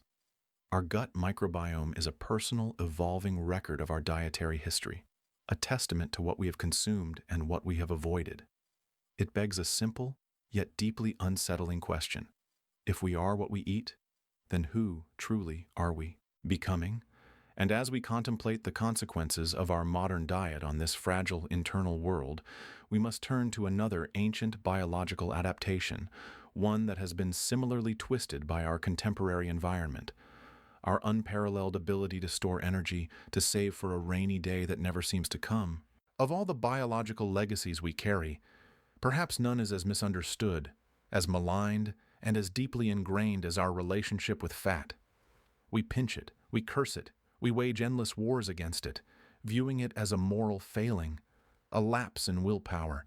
But to see it that way is to read the final chaotic page of a long and epic story and mistake it for the entire plot. That softness around your middle, that stubborn reserve the body clings to with such tenacity, is not a flaw. It is a masterpiece of biological engineering, a skill honed and rewarded over millions of years. It is the echo of a feast in a time of famine, a whispered promise of survival from our deepest past.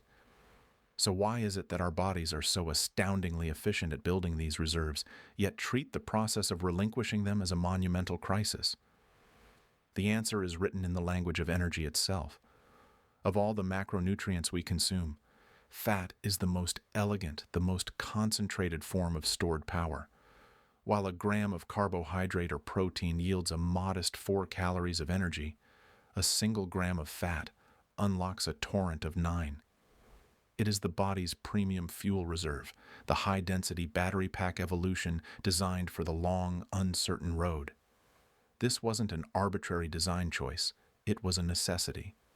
For the vast majority of our species' history, calories were not a given, but a gamble. A successful hunt, a patch of ripe berries, these were windfalls in a landscape of scarcity. To survive the inevitable lean times, the body needed a way to bank this energy, not in a bulky, inefficient form, but in a compact, portable one. Fat is that currency. It is stored energy with a phenomenal shelf life, allowing a person to draw upon the memory of a meal eaten weeks ago. This imperative to conserve is so fundamental, it is etched into our very genes. Consider the FTO gene, often labeled in modern contexts as the fat mass and obesity-associated gene. For our ancestors, this was not a curse, but a crown. Those who carried variants of this gene that promoted efficient fat storage were the ones who could endure the harsh winter, outlast the drought, and walk out of the famine while others fell. Their genetic legacy, their gift of thrift, was passed on.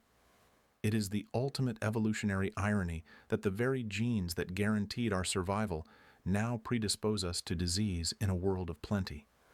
Are we being betrayed by our own greatest strength? This biological narrative is powerfully underscored by the silent testimony of our past. Archaeological evidence and anthropological studies of surviving hunter-gatherer societies paint a clear picture. Body fat, particularly in women, was not merely accepted, but was a sign of health, fertility, and resilience. In the precarious dance of survival and reproduction, a woman's body fat served as a critical buffer. It ensured that even in times of scarcity, she could sustain a pregnancy, nourish a growing fetus, and after birth, produce the rich, fatty milk necessary to nurture her child. A higher percentage of body fat was a direct signal of fitness, a biological insurance policy for the next generation. It was an advantage, a trait actively selected for by the relentless pressures of natural selection. The body's preference for fat, therefore, is not some modern glitch. It is an ancient, hardwired program for perpetuating life itself. We are the descendants of the savers, the hoarders, the thrifty, the ones who could make a single feast last for months. Is our contemporary disdain for fat, then, a rejection of the very biological wisdom that allowed us to be here? And then, the world changed. In a breathtakingly short span of time, a mere blink in evolutionary terms, we engineered the scarcity out of our existence. We conquered the seasons with global supply chains, turned hunting and gathering into a recreational activity, and created an environment where calorie-dense food is not a rare prize but a constant, ubiquitous presence. Yet our internal operating system has not received the update. Our physiology, our hormones, our deep brain instincts, they all still function as if we are one failed hunt away from starvation. The body, with its ancient programming, continues to diligently store fat for a famine that never comes.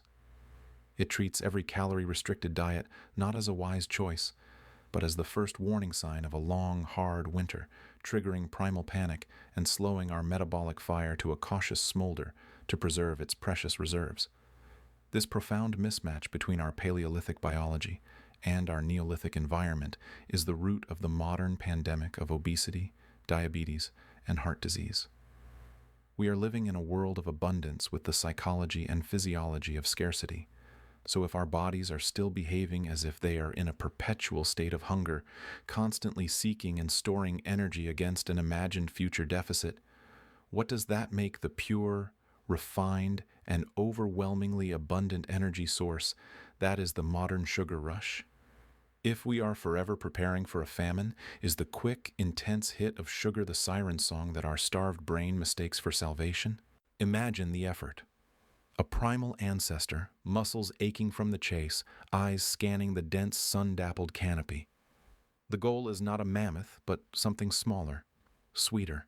A patch of wild berries, perhaps, their deep purple a stark contrast against the green. The taste is a minor explosion, a tart skin giving way to a fleeting, precious burst of fructose. This moment, this hard-won reward, is etched into our very biology. It is a memory our bodies have not forgotten, even as we stand before a gleaming vending machine, a mere button press away from a sweetness that would have dazzled that ancient forager's mind. A single can of modern soda contains more sugar than our ancestor might have consumed in a week of diligent foraging. How could a system calibrated for scarcity possibly process such a sudden, overwhelming deluge? This is the central paradox of sugar. It is not a poison, not in its essence. It is a fundamental energy currency, the preferred fuel of our most complex organ, the brain. The taste of sweetness on the tongue triggers a primordial signal, a release of dopamine in the brain's reward pathways. This neurochemical whisper says, "This is good. Remember this. Find more." For millennia, this was a brilliant survival mechanism. It guided us toward ripe fruit and energy-rich foods in a world where calories were uncertain and every expenditure of energy had to be justified. The reward was perfectly proportional to the effort, the climb, the search, the wait for the right season. We can almost see them, these ancestors of ours, through the lens of archaeology and anthropology. Their lives were a physical dialogue with the environment. The quest for sweetness was a chapter in that story, written in the language of movement and patience. It involved scaling trees, navigating thorns, and knowing the land intimately, which clearing would see the first raspberries, which valley sheltered the fig trees. The sugar they found was never pure. It was packaged within a fortress of fiber, wrapped in pulp, and accompanied by a host of vitamins, minerals, and water. This packaging was crucial. It slowed the absorption of the sugars, allowing the body to manage the influx gracefully, like a steady drip feeding a fire rather than a gallon of gasoline tossed upon it. The system worked because the source was rare and complex. The neurological prize was earned, making it all the sweeter. Then, everything changed. The story of sugar is also the story of human ingenuity, a tale of extraction and refinement that we might now see as a Faustian bargain. We learned to isolate the reward, to strip away the context, the fiber, the season, the effort. We turned the rare into the ubiquitous.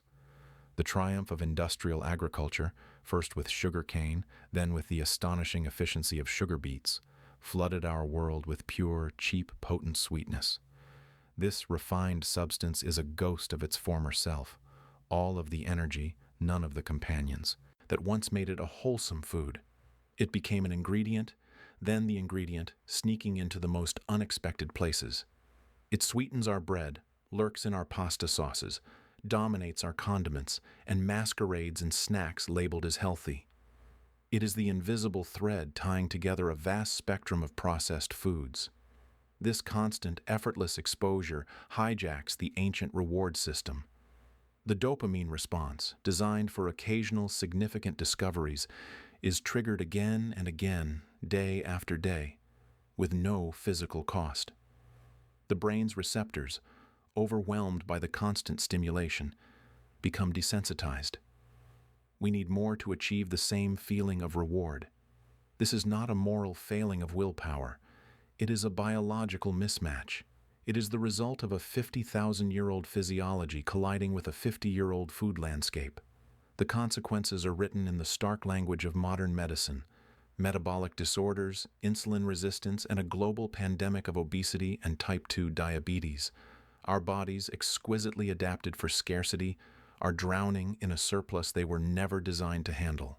So we are left to ponder a deeply unsettling question. If sugar was nature's intended reward for perseverance and survival, has our own cleverness effectively hacked our biology?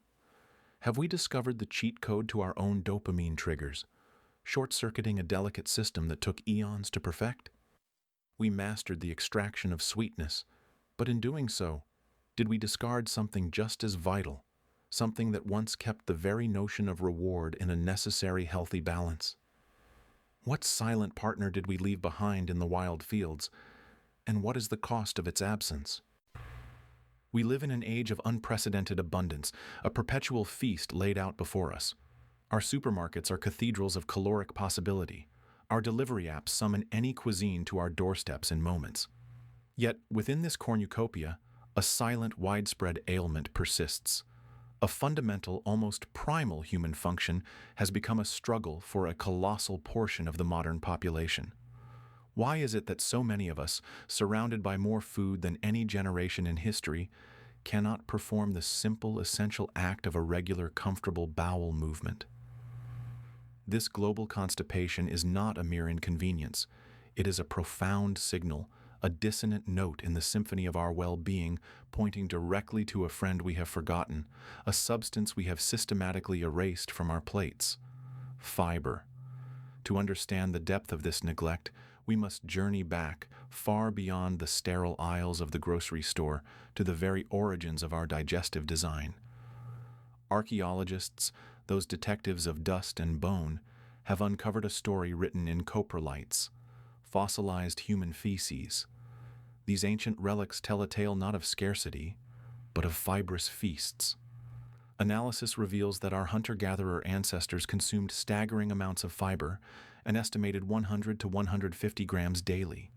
Their diet was a rough tapestry woven from fibrous roots dug from the stubborn earth, wild tubers bursting with gritty sustenance, berries with skins tough and tannic, and the coarse, unrefined grains of grasses we would hardly recognize as food today. Their digestive tracts were not passive tubes. They were dynamic, muscular engines, perpetually engaged, constantly processing a torrent of roughage. This was the norm for millions of years, the environment for which our gut was perfectly honed.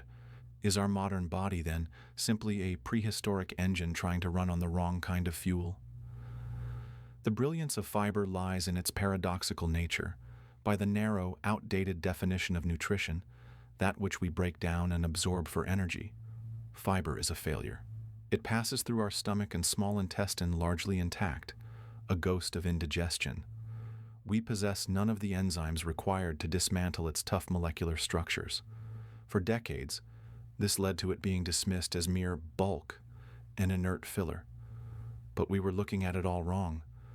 We were like someone who believes a garden's value is only in the vegetables it produces, blind to the vital, teeming universe within the soil itself. Fiber's true magic unfolds not for us, but for the trillions of microbial guests we host in our colon, our gut microbiome. For these bacteria, fiber is not a ghost, it is a grand banquet. When these microbes feast on the fiber we cannot digest, they perform a kind of alchemy. They ferment it, breaking it down into compounds called short-chain fatty acids, like butyrate, acetate, and propionate. These are not mere waste products. They are potent signaling molecules, tiny keys that unlock health benefits throughout the body. Butyrate, for instance, is the primary fuel for the cells lining our colon, keeping them healthy and resilient. It acts as a guardian, reducing inflammation, strengthening the gut barrier, and even teaching our immune system to distinguish between friend and foe. A well-fed microbiome, thriving on a diet of fiber, becomes a partner in health, a silent pharmacy within us producing its own soothing, protective medicines. So, if we are not feeding this microbial society, what are we forcing it to become? The contrast with our present could not be more stark. The modern industrialized diet has executed a near-total coup against fiber. We have taken whole grains and stripped them bare, polishing away the bran and the germ to leave behind a soft, white, quickly digested starch. We have perfected the art of extracting sugars from fibrous plants, discarding the pulp and consuming the pure, potent sweetness. Our fruits are juiced, removing the skin and pulp that give them substance. Our vegetables are often overcooked into submission or absent from the plate altogether, replaced by hyperpalatable, calorie-dense, and fiber-deficient processed foods. The result is a catastrophic drop in intake. Where our ancestors consumed 100 grams or more, the average person in a developed nation now struggles to reach 15 to 20 grams per day. Our gut, that ancient engine designed for high-octane roughage, is now idling on a trickle of empty calories. Is it any wonder it has begun to sputter and fail? The consequences of this famine are written in the ledgers of modern medicine. The most immediate and visceral is constipation, a sluggish, struggling colon devoid of the bulk needed to stimulate peristalsis, the rhythmic muscular contractions that move waste along. Without fiber to hold water and form a soft, bulky stool, the system grinds to a painful halt. But the ramifications extend far beyond discomfort. Irritable bowel syndrome, IBS, diverticulitis, and hemorrhoids are all linked to low-fiber diets. More profoundly, the lack of short-chain fatty acids like butyrate leaves the colon lining vulnerable. Chronic inflammation sets the stage, and the risk of colorectal cancer, one of the most common modern cancers, steadily climbs. The evidence is clear. A fiber-starved gut is a gut in a state of quiet crisis. But could this internal neglect be warping something even more fundamental than our physical health, our very sense of satisfaction? When the gut is no longer exercised by a constant flow of fibrous material, its rhythms become lazy, its signals distorted. Fiber provides volume and weight, physically stretching the stomach and intestines, which sends powerful signals of fullness to the brain. Without it, we can consume a vast number of calories from processed fats and sugars, while our stretch receptors remain largely silent, whispering of emptiness. The intricate hormonal conversation between gut and brain, where hormones like leptin and ghrelin manage hunger and satiety, becomes confused. We eat, but we do not feel truly full in the way our bodies evolved to understand it. We feel a chemical satiation without a physical completion, a hollow victory. The gut, in its way, is going on strike, refusing to play its part in the ancient dialogue of consumption and satisfaction. It is a system built for one kind of work, now forced to idleness, and its protest is a deep, pervasive yearning. So we find ourselves in a peculiar state of lack amidst plenty, well-fed yet malnourished in the most elemental way. We have traded the rough, sustaining cradle of the wild for the smooth, sterile club of processed convenience, and our bodies are registering the shock. We have forgotten the friend that asked for nothing but passage, and in return, offered to feed the unseen world that keeps us healthy. This forgotten pact with fiber is a story of disconnect, a tale of how a thing we cannot even digest might be one of the most vital components of our well-being. It begs a question that leads us deeper into the labyrinth of our own desires. If our stomach is full, but our ancient gut is still hungry, what other primal whispers are we failing to hear? You've just finished a large, satisfying meal. The plate is empty, your stomach feels full, yet your eyes drift toward the dessert menu, or your hand reaches, almost of its own volition, for the last few chips in the bag. A quiet, insistent voice whispers that there is, in fact, a little more room. This feeling is not a personal failing of willpower. It is an ancient, deeply coded whisper from a past we have long outlived, but have not yet escaped. Your brain, it turns out, does not understand the concept of full in the way you think it does. This internal conflict is a conversation between two eras, the one we live in now and the one that forged us. It is a dialogue conducted not in words, but in hormones and primal urges, a story written into our very cells.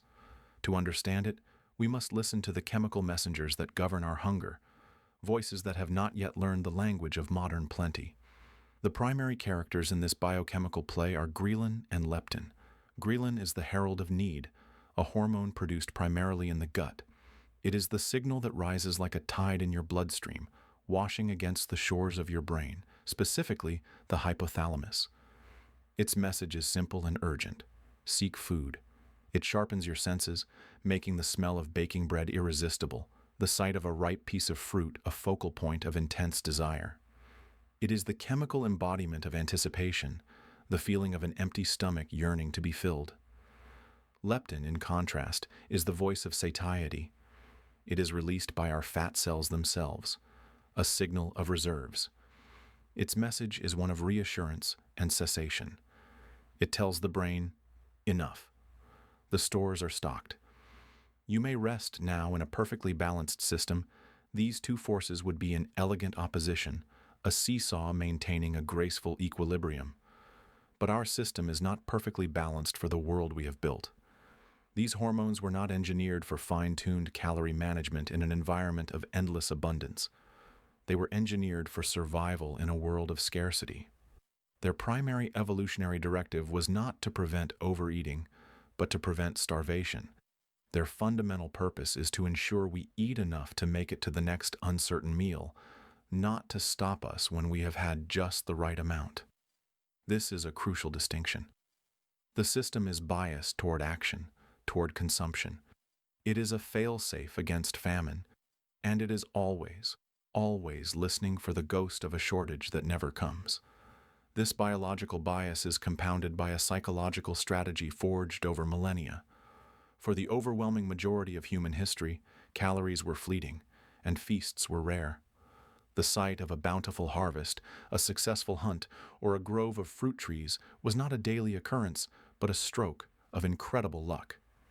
In such a world, the ability to consume beyond immediate fullness was not a gluttonous vice. It was a critical survival advantage. It was a form of biological banking. To eat past the point of comfort was to store precious energy as fat, a literal life insurance policy against the inevitable lean times ahead. The individual who felt that second wave of desire, who could pack away a little more energy for a future they could not predict, was the one who survived the drought, the harsh winter, the failed hunt. That urge, the "I could manage a little more" feeling, is the echo of that successful strategy. It is the ghost of our ancestors' prudent anxiety, a deeply ingrained impulse to feast because the famine is always coming. Yet, for most of us, the famine never comes. Instead, we live in a constructed ecosystem of perpetual harvest. And this is where the ancient wiring meets the modern world with jarring, disruptive force. Our biological impulses, once triggered by the rare and actual presence of food, are now constantly provoked by proxies and simulations. We are surrounded by the imagery of food, by its engineered aromas, by advertisements that tap directly into our deepest cravings. The sight of a perfectly stacked burger on a screen, the smell of popcorn artificially pumped into a movie theater lobby, the strategic placement of candy at the checkout line. These are all synthetic triggers for a primal response. The thirst for food is no longer purely a biological signal. It has become a cultural one. The desire to eat can be sparked by boredom, by stress, by celebration, by the simple fact that it is 7 p.m.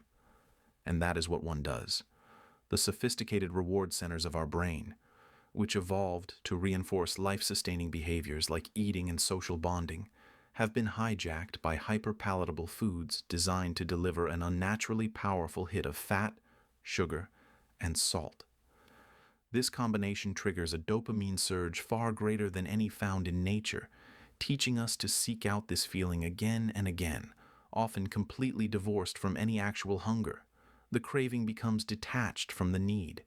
It becomes a pursuit of sensation, a response to cue, a habit loop that operates independently of the hormonal signals of ghrelin and leptin.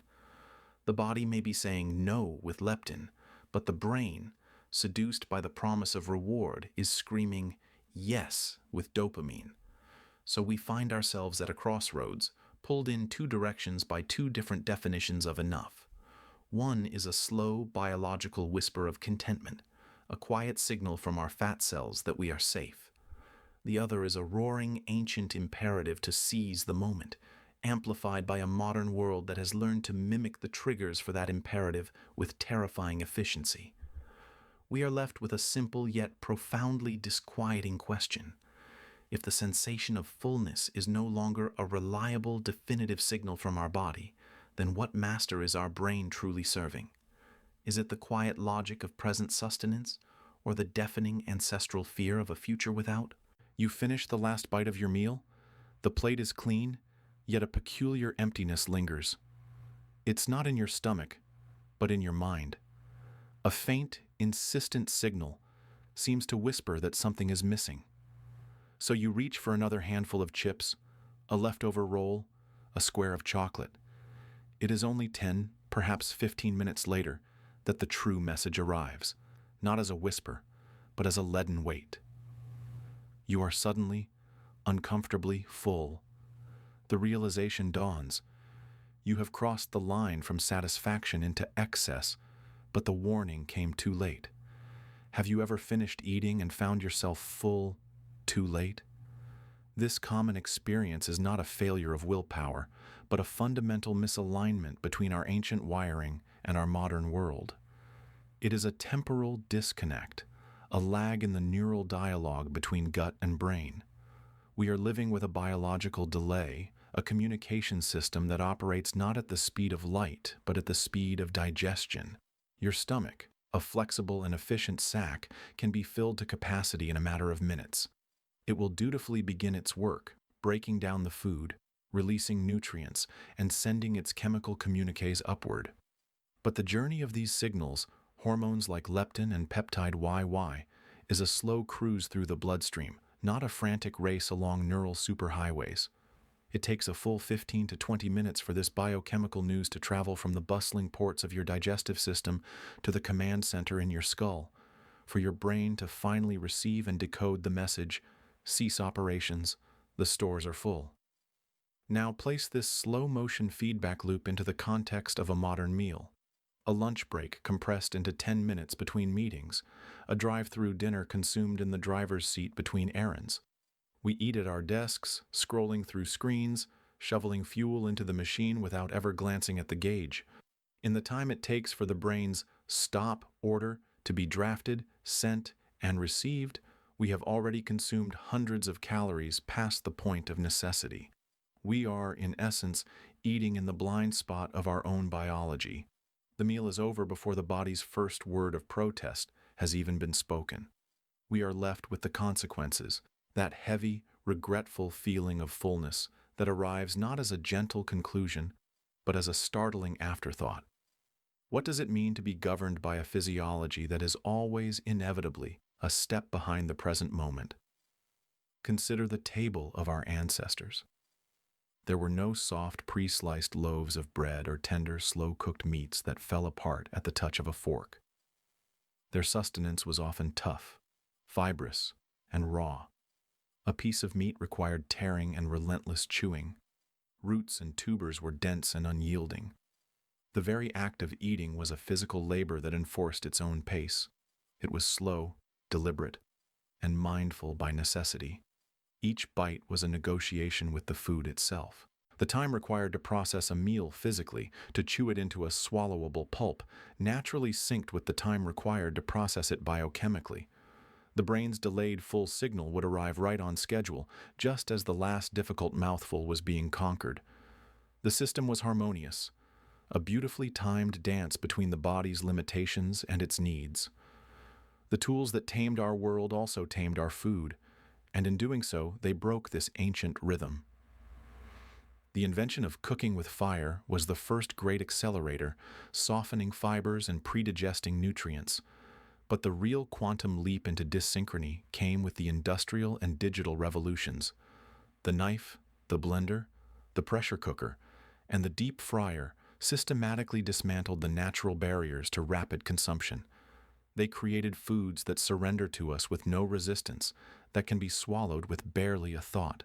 The Noi Komjian, the rice cooker, delivers perfect fluffy grains in minutes, a task that once demanded sustained vigilance over a fire. Fast food is engineered for what the industry calls vanishing caloric density, food that melts so quickly in the mouth that the brain barely registers its consumption, compelling the hand to reach for more. We have crafted an entire food environment that exists to bypass the very safeguards evolution built into us. Is our greatest ingenuity actually a beautifully designed trap, built from our own tools? So we find ourselves in a peculiar standoff. The body operates on its own deep geological time, while our culture operates on network time, instant and perpetual.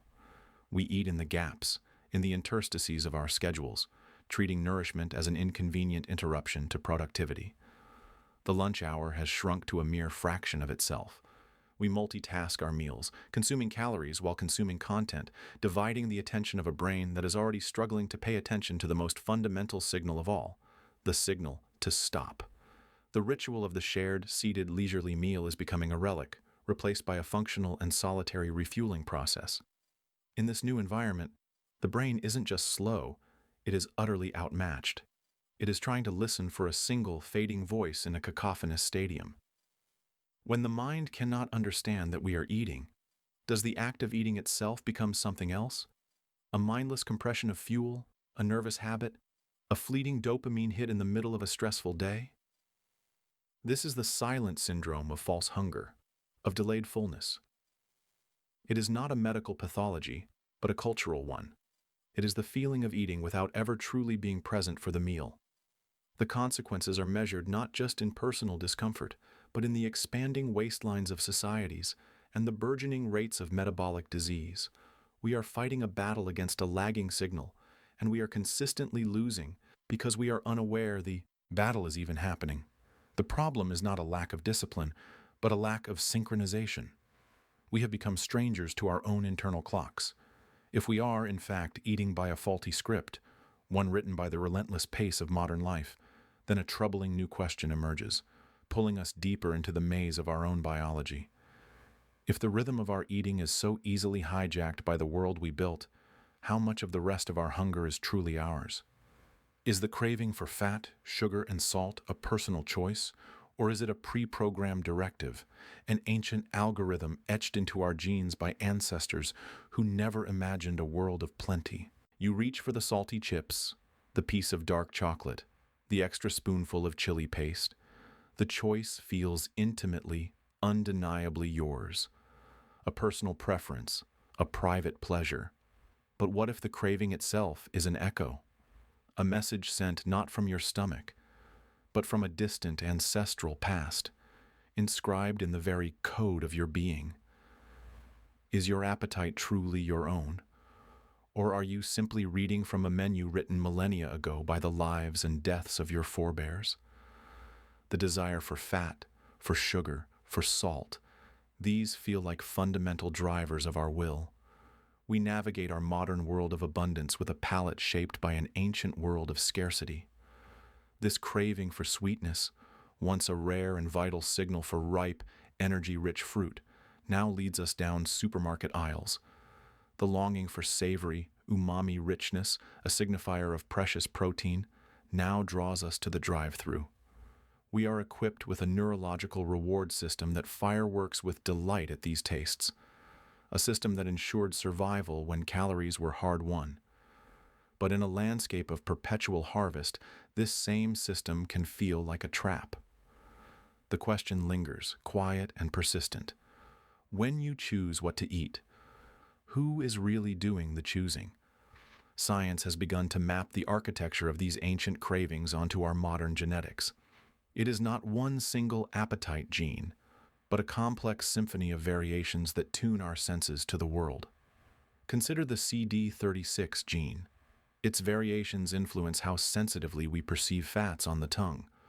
One person might find a salad dressing perfectly balanced, while another, with a different genetic makeup, finds it lacking, unconsciously seeking a richer, more unctuous mouthfeel, a deeper hit of that primordial energy source.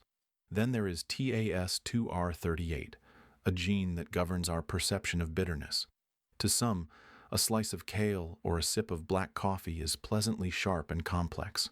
To others, with a more sensitive variant of this gene, it is unpleasantly, almost toxically bitter, a heightened warning system against potential plant toxins that their ancestors may have needed to avoid. Beyond mere taste, genetics even influences the chemistry of craving itself. The DRD2 gene affects the density of dopamine receptors in the brain, the very machinery of reward and motivation. Some variations may leave an individual seeking a stronger, more frequent stimulus to achieve the same feeling of satisfaction, making that second helping or that extra sweet dessert harder to resist. This is not a matter of willpower being weak or strong. It is a matter of neurochemistry being tuned to a different frequency, a deeper, older song of need. So is a love for bitter greens or a weakness for fatty foods a personality trait, or simply a genetic predisposition whispering its ancient needs? The plot of this culinary inheritance thickens when we trace its lines across the map of human migration and geography. Our tastes are not just written in our genes, but in the soil and climate our ancestors called home. The spicy kick of a chili pepper, the slow burn of ginger, the aromatic punch of garlic. These are not merely flavor preferences. For cultures that emerged in hot climates, these spices were a technology. Their antimicrobial properties were a clever, life-preserving trick, a way to make food safer in the absence of refrigeration. A taste for spice was quite literally selected for. Those who enjoyed it consumed safer food and thrived. Their descendants across continents now carry that acquired taste, a biological memory of a practical solution to an ancient problem. Conversely, in the frigid expanses of the Arctic or the high altitudes of the Himalayas, a different preference took hold, a craving for dense, fatty, calorie-packed foods. Seal blubber, rich cheeses, fatty cuts of meat. These were not indulgences but necessities. They provided the crucial insulation and slow-burning fuel required to survive brutal winters. To enjoy these foods was to survive. The palates that developed in these regions are living monuments to adaptation, a testament to how environment sculpts desire. The food of our heritage is more than tradition. It is an artifact of survival, a story of how a specific group of people learned to thrive on a specific patch of the earth. So, does your comfort food comfort you because of a memory from your childhood or a memory from your entire lineage? This deep biological programming has not gone unnoticed. The modern food industry, with its armies of food scientists and marketing strategists, has become adept at speaking this ancient language. They are not creating new desires so much as they are expertly pushing our oldest, most primal buttons. The perfect crunch of a potato chip mimics the sound of a fresh insect carapace or a crisp vegetable, a universal signal of good texture and quality.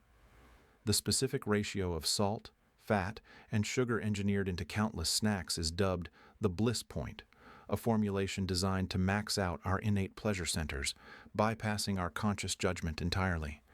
We see the rise of hyper-palatable foods, creations so perfectly aligned with our evolutionary biases that they can feel irresistible. Marketing campaigns then wrap these products in narratives of personal choice and individuality. Have it your way, they say. You deserve a treat. But the irony is profound. The choices presented to us are increasingly architected to trigger unconscious, pre-programmed responses. The endless aisles of options create an illusion of free will, while the underlying formulas converge on a handful of primal triggers. The snack doesn't just sit on the shelf waiting to be chosen. It calls out to the most ancient parts of our brain, a siren song composed of fat, salt, and sugar. In this dance of consumption, are we the lead, or are we being led? So where does this leave our sense of self, our belief in personal taste and autonomy? If our cravings are genetic whispers and our preferences are shaped by ancestral geography, and these in turn are exploited by a sophisticated modern system, what room remains for genuine choice? Perhaps the question is not whether we have free will, but how we choose to engage with our programming. Awareness itself becomes the first act of rebellion. Understanding that a craving for salt might be a ghost of a coastal ancestor, or that a sweet tooth is a relic of a foraging past, allows us to meet these impulses not as undeniable commands, but as suggestions from a different time. We become curators of our inheritance rather than slaves to it. We can acknowledge the pull of the bliss point while consciously deciding to appreciate the complex bitterness of a green that our genes might initially reject. We can honor the culinary traditions of our heritage while understanding their origins, and then choose how to carry them forward. This is not about suppression, but about conversation, a dialogue between the deep, ancient self and the conscious modern mind. The inheritance is fixed, but the interpretation is ours to write. We are left then, not with an answer, but with a more nuanced question. If our plates are filled with the ghosts of past feasts and famines, if every bite is a negotiation between a prehistoric body and a present-day world, then what are we truly nourishing when we eat? And as we turn from the abstract code within to the physical evidence left behind, we must ask, What shattered bones and scattered tools can tell us about the very first time hunger met intention? A meal leaves a trace, and broken bones tell a better history than any book. Consider the single, silent cut, a faint groove etched into the fossilized femur of a long-extinct antelope, a mark so small it would be missed by an untrained eye. Yet, this microscopic scar, this ancient graffiti, is a profound message carved in stone and bone. It tells us not only what our ancestors ate, but how they ate it. It is the first chapter of a culinary story, the origin point of a relationship with food that would become the very bedrock of culture, society, and our own biological destiny. From this one mark, we can begin to reconstruct the first feast. The evidence is not found in grand temples or ornate pottery, but in the scattered refuse of survival. In the ancient sediments of Africa, archaeologists uncover the simplest of toolkits: river-smoothed cobbles cracked in two to create a sharp, jagged edge, and nearby, the fractured bones of wildebeests and warthogs. These are not the tools of a master craftsman, but the desperate, brilliant inventions of the hungry. Homo habilis, the handyman, and his successor, Homo erectus, the upright man, did not merely scavenge, they became butchers. With a deft flick of a sharp-edged stone, they could slice through tough hide and tendon, accessing rich red muscle that was previously locked away from them. With a heavier rock, they could smash open a femur, revealing the treasure within, the dense, fatty, calorie-packed marrow. This was not just eating. This was food processing. It was the first act of technology directly applied to nutrition, a fundamental shift from passive consumption to active manipulation of their environment. This behavioral evolution was a quiet revolution. Access to a higher quality protein-rich diet, procured with less risk than confronting a live predator, provided the caloric fuel for a monumental change. A brain is an expensive organ to run, consuming a staggering amount of energy for its size. The shift towards meat eating, facilitated by tools, may have provided the necessary nutritional foundation for the very expansion of our hominin brain case. It shortened our guts and lengthened our minds. The act of sharing this processed food, gathered around a carcass, could have sown the seeds for complex social structures, communication, and cooperation. The tool extended our hand, and the meal extended our community. It was a feedback loop of brilliance. Smarter beings made better tools to get better food, which in turn allowed them to become smarter still. The ghost of that first cut survives in every modern kitchen. The precise motion of a chef's knife filleting a fish, the careful manipulation of chopsticks, the scoop of a spoon. Are these not merely refined cultural echoes of that first clumsy strike of stone against bone? We have built a civilization around the dinner table, but the foundational gestures remain, a deep memory encoded in our muscles and our meals. So we tell ourselves a story of progress, from clumsy scavenger to mighty hunter, our destiny carved in stone and written in blood. But is that the whole story?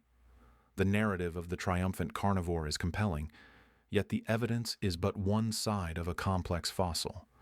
For every cut mark suggesting a successful hunt, there are countless bones with no marks at all, silent witnesses to meals we cannot see. The tools could crush roots as well as bone. The sharp edges could strip bark and slice fibrous stems. If they knew how to cut meat, they certainly knew how to cut plants. The archaeological record, so generous with its stone and bone, is notoriously frugal with evidence of vegetables, which decompose into oblivion. Did our ancestors in the lush, verdant world of ancient Africa ever choose a different path? Could the first meal have been at times a quiet gathering of tubers and berries, a vegetarian choice made not from philosophy but from simple necessity? When the hunt failed and the scavengers left nothing behind, what else was there to do but look to the earth?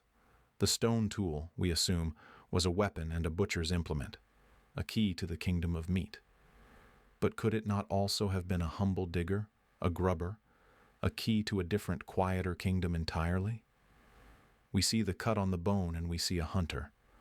But what if we are only seeing the part of the story that was hard enough to survive? What truths have simply rotted away, leaving us with a history written only by the victors and by the durable. Imagine the scene. A Neanderthal, perhaps weary from a long trek, settles in the cool, damp shade of a pine forest. The hunt was unsuccessful. The great aurochs and red deer remain elusive. Hunger, a constant companion in the Pleistocene, begins to gnaw. A hand, thick and powerful, reaches not for a weapon, but for the inner bark of a tree, scraping away a rough, fibrous layer. They chew, extracting what meager nutrients they can, the bland, earthy taste, a stark contrast to the rich fat of marrow. For decades, our imagination cast this relative of ours as a brutish carnivore, a creature of the spear and the hunt, defined by a diet of mammoth and meat. But then, we looked closer. We looked at their teeth, embedded in the calcified plaque of a 50,000-year-old Neanderthal molar, found in the El Cedron cave in Spain. Researchers found something that quietly shattered the old myth. It wasn't a fragment of bone or a trace of muscle. It was a microscopic piece of non-edible wood, a tiny shard of poplar bark. This individual wasn't gnawing on a stick. Poplar bark contains salicylic acid, the active ingredient in aspirin. This Neanderthal was likely self-medicating, chewing the bark to soothe a dental abscess evident on the jawbone. Alongside this ancient painkiller, the dental calculus held other secrets. Traces of moss, pine nuts, and even a primitive fungus. This wasn't the grocery list of a dedicated hypercarnivore. It was the pantry of a sophisticated forager, an omnivore who knew the land intimately. This discovery was a key that unlocked a new understanding. The narrative of Neanderthals as single-minded hunters was always too simple, a projection of our own simplified view of prehistory.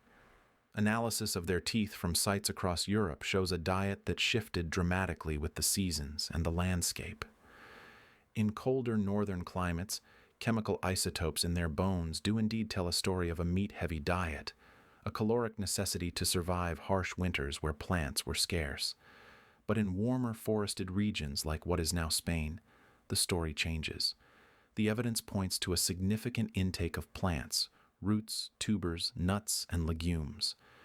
They were not just passive consumers of greenery. They were discerning.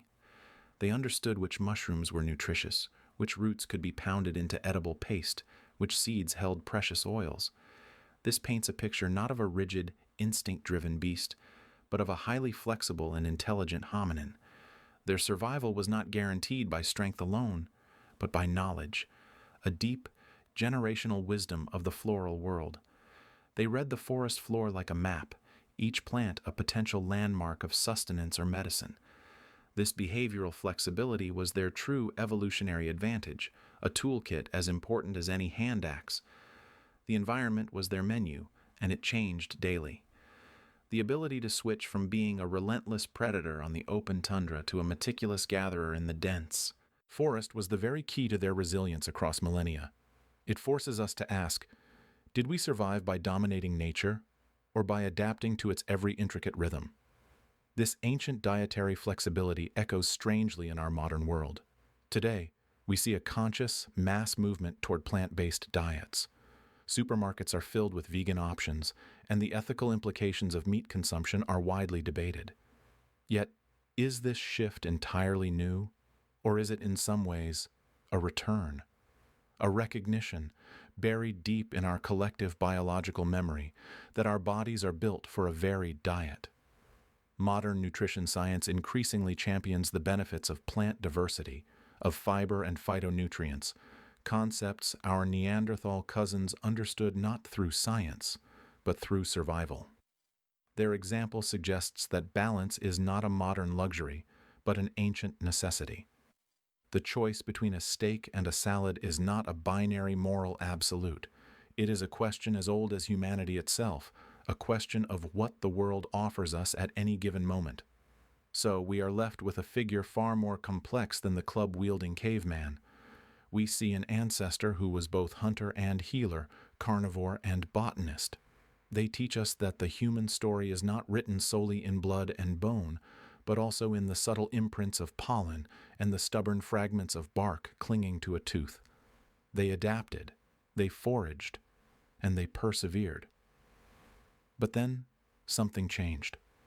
A new technology emerged from the earth itself, a technology that would fundamentally alter our relationship with food, with each other, and with the very trajectory of our species. What happened when we first learned to contain the element of fire, to harness water and heat not just to char, but to transform? When the first clay pot was placed upon the flames, what new worlds of flavor, of nutrition, of community began to simmer within it? Before the bowl, there was no porridge. And without porridge, the story of civilization itself might have been written in a different, far more fragile script. This is not merely a culinary observation, but an archaeological one, etched into the very fabric of our past. The invention of pottery did not just give us containers, it gave us a medium to transform the raw into the nourishing, to literally stew our future in a clay pot over a low fire. It allowed our ancestors to perform a kind of alchemy, turning hard seeds and tough meat into a soft, life-sustaining elixir. This was the quiet, simmering revolution that perhaps, more than any weapon or tool, cradled humanity into a new age. Imagine a world where food was only what you could chew.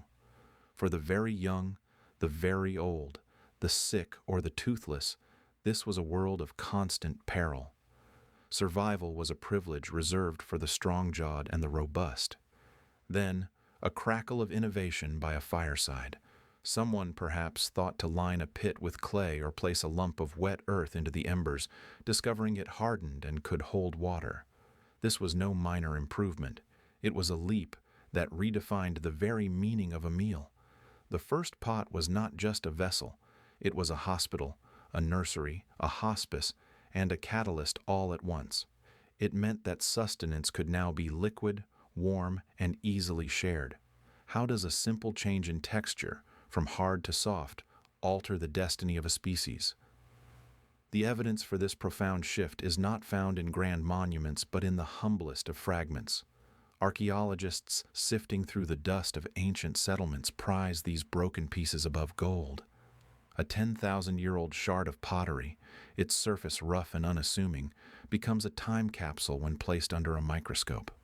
Trapped in its microscopic pores are the ghostly residues of a meal, starches from grains that were simmered into a gruel, lipids from animal fats leached from bones during a long, slow cooking process, phytoliths from plants that were stewed for tenderness. These are not the remnants of a feast for warriors, but of a careful, deliberate preparation. They are the traces of the first soups, the first broths, the first porridges. This chemical signature is the direct opposite of the charred remains of meat on a spit. It speaks of patience, of care, of a desire to extract every last nutrient and flavor, to make the inedible edible. What does it say about us that some of our most crucial inventions are designed not for dominance, but for gentleness? This biological softening of food triggered a sociological earthquake. With the ability to create soft, digestible food, the weak had a fighting chance. Infants could be weaned earlier and more safely, moving from mother's milk to nutrient-rich gruels. This potentially shortened birth intervals, allowing populations to grow. The elderly could contribute their wisdom and experience for longer, their value no longer negated by worn-down teeth. The sick could be nourished back to health. This was a fundamental rewiring of the community's structure. Survival rates increased, and with more mouths to feed, the pressure to secure more reliable food sources intensified. The act of stirring a pot of grain porridge might have been the very gesture that made agriculture not just a possibility, but a necessity. Did the need to feed the vulnerable made possible by the pot ultimately chain us to the land and the relentless cycle of sowing and reaping? Even today, in our world of culinary complexity and instant gratification, the primal power of liquid food endures. Across cultures, chicken soup is a tonic for the common cold, congee is a comfort for a troubled stomach, and a simple broth is the first food offered to those recovering from illness. It is the food of care, intrinsically linked to intimacy and the home. It is what a parent spoon-feeds a child, what a partner brings to the bedside. It requires no teeth, only acceptance. It is a symbol of nurturing that transcends language and culture, a direct link back to those first fireside experiments. In our most vulnerable moments, do we instinctively return to the first meal that truly cared for us? The mastery of porridge, however, presented a new dilemma. A large pot of gruel, once cooked, does not keep for long. In the warmth of a settlement, it would sour and spoil within days, a wasted effort. The very invention that promoted survival now challenged it with waste. And so our ancestors, now pot makers and soup makers, observed this spoilage not just as a failure, but as a phenomenon. They noticed that sometimes the souring produced something not just edible, but pleasant, perhaps even energizing. The same pot that allowed them to cook their food now became a vessel for a new, more mysterious transformation. They began to experiment, to guide the decay, to harness the invisible forces that turned sugar into acid or grain into alcohol. The quest to preserve the soft food they had worked so hard to create led them down a path into the world of fermentation. But if the pot and the porridge it held offered a kind of salvation, what of the grains themselves? This new relationship with cereals, this pact sealed with a clay bowl, was it entirely benevolent? What hidden cost was etched into the enamel of our teeth, a silent, grinding testament to the price of this new, softened world? Imagine for a moment the taste, not the complex, airy crumb of a modern sourdough or the sweet, butter-rich crust of a brioche. This was something else entirely. A coarse, blackened paste of wild grains, painstakingly gathered, crushed between stones, and likely burned over an open fire. It would have stuck to the teeth, a gritty, smoky mouthful with none of the refinements we associate with bread. It was not about flavor, but function. It was density. It was survival. That first, primitive piece of flatbread, consumed over 14,000 years ago, was arguably one of the most revolutionary meals ever eaten. It was a quiet, metabolic spark that would eventually ignite the entire world, setting our species on a path toward civilization and, perhaps, toward a new kind of fragility. This is not a hypothesis. It is a story written in dental calculus. Deep within the fossilized teeth of hunter-gatherers from a site in modern-day Jordan, archaeologists found something astonishing: microscopic fragments of starch grains. But these were not raw. They bore the unmistakable scorch marks of cooking. This evidence, dating back a staggering 14,000 years, predates the established dawn of agriculture by at least 4 millennia. Our ancestors were not merely passive consumers of the landscape. They were proto-bakers, proto-chefs, manipulating the very chemistry of their food long before they ever deliberately planted a seed. They saw potential in the wild grasses, a way to unlock energy through heat and transformation. What does it say about us that our ingenuity for processing food outstripped our desire to cultivate it by thousands of years? That the idea of bread, of transformed grain, existed as a dream in the collective mind of humanity long before the fields were ever sown? This behavioral leap was subtle, yet its ramifications would ripple across epochs.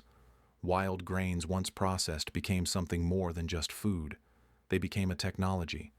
Unlike a haunch of mammoth that would spoil in days or fruits that would rot in a week, grains were patient. They could be stored in woven baskets or pits lined with stone, a hoard of caloric insurance against lean times. They were compact, easily transported, a concentrated energy source that could fuel a long migration or be traded for other goods. Most significantly, they were self-evident. A spilled seed near a campsite would sprout the following season, a quiet lesson in cause and effect, observed by countless generations. The grain, in its humble simplicity, offered a seductive promise: stability. It was the foundational unit of a new way of life, the brick and mortar that would allow us to stop chasing our food and start building around it. We began to trade the vast, unpredictable buffet of the wilderness for the controlled, reliable yield of the field. Did we, in choosing the security of the granary, unknowingly begin to build our own cage? The civilization that grain built now finds itself in a paradoxical relationship with its founder. The wild einkorn and emmer of our ancestors have been transformed through millennia of selective breeding into high-yield wheat, corn, and rice. Then, in the blink of an evolutionary eye, We industrialized them. We milled away the fibrous bran and nutrient-rich germ, leaving behind a shelf-stable, pure white powder, refined carbohydrate. We became alchemists of appetite, engineering ultra-processed foods that are hyper-palatable, devouring them in quantities our physiology never evolved to handle. The result is a silent global dissonance. Our bodies, honed for scarcity, are overwhelmed by this constant deluge of easy energy. Blood sugar spikes and crashes like a rogue wave. Insulin, the master hormone, is forced into a state of perpetual emergency, and inflammation becomes a low-grade hum underlying modern existence. The very foods that form the caloric bedrock of our global diet, that feed billions, are the same ones implicated in our most pervasive metabolic diseases. How did our greatest tool for survival become such a potent agent of chronic harm? So we are left with a residue, a gritty truth stuck in the collective teeth of our species. Those tiny, unassuming seeds saved us. They tamed the terror of starvation. They built the first villages. They funded the cathedrals and the space programs. They are woven into the very fabric of human achievement. And yet, the same biological adaptability that allowed us to thrive on them may now be failing us in a world of abundance we created. The cradle of civilization may also have been a cradle of a new vulnerability. We are the heirs of that first bite of charred bread, living in the long shadow of its revolution. The granules on those ancient teeth are a testament to our genius, but perhaps they are also a warning, a fossilized message from the past. If the very thing that allowed us to conquer the world now slowly undermines us, where does that leave the definition of progress? What do we do with the gift that begins to betray its own giver? It sounds like a paradox whispered by history itself.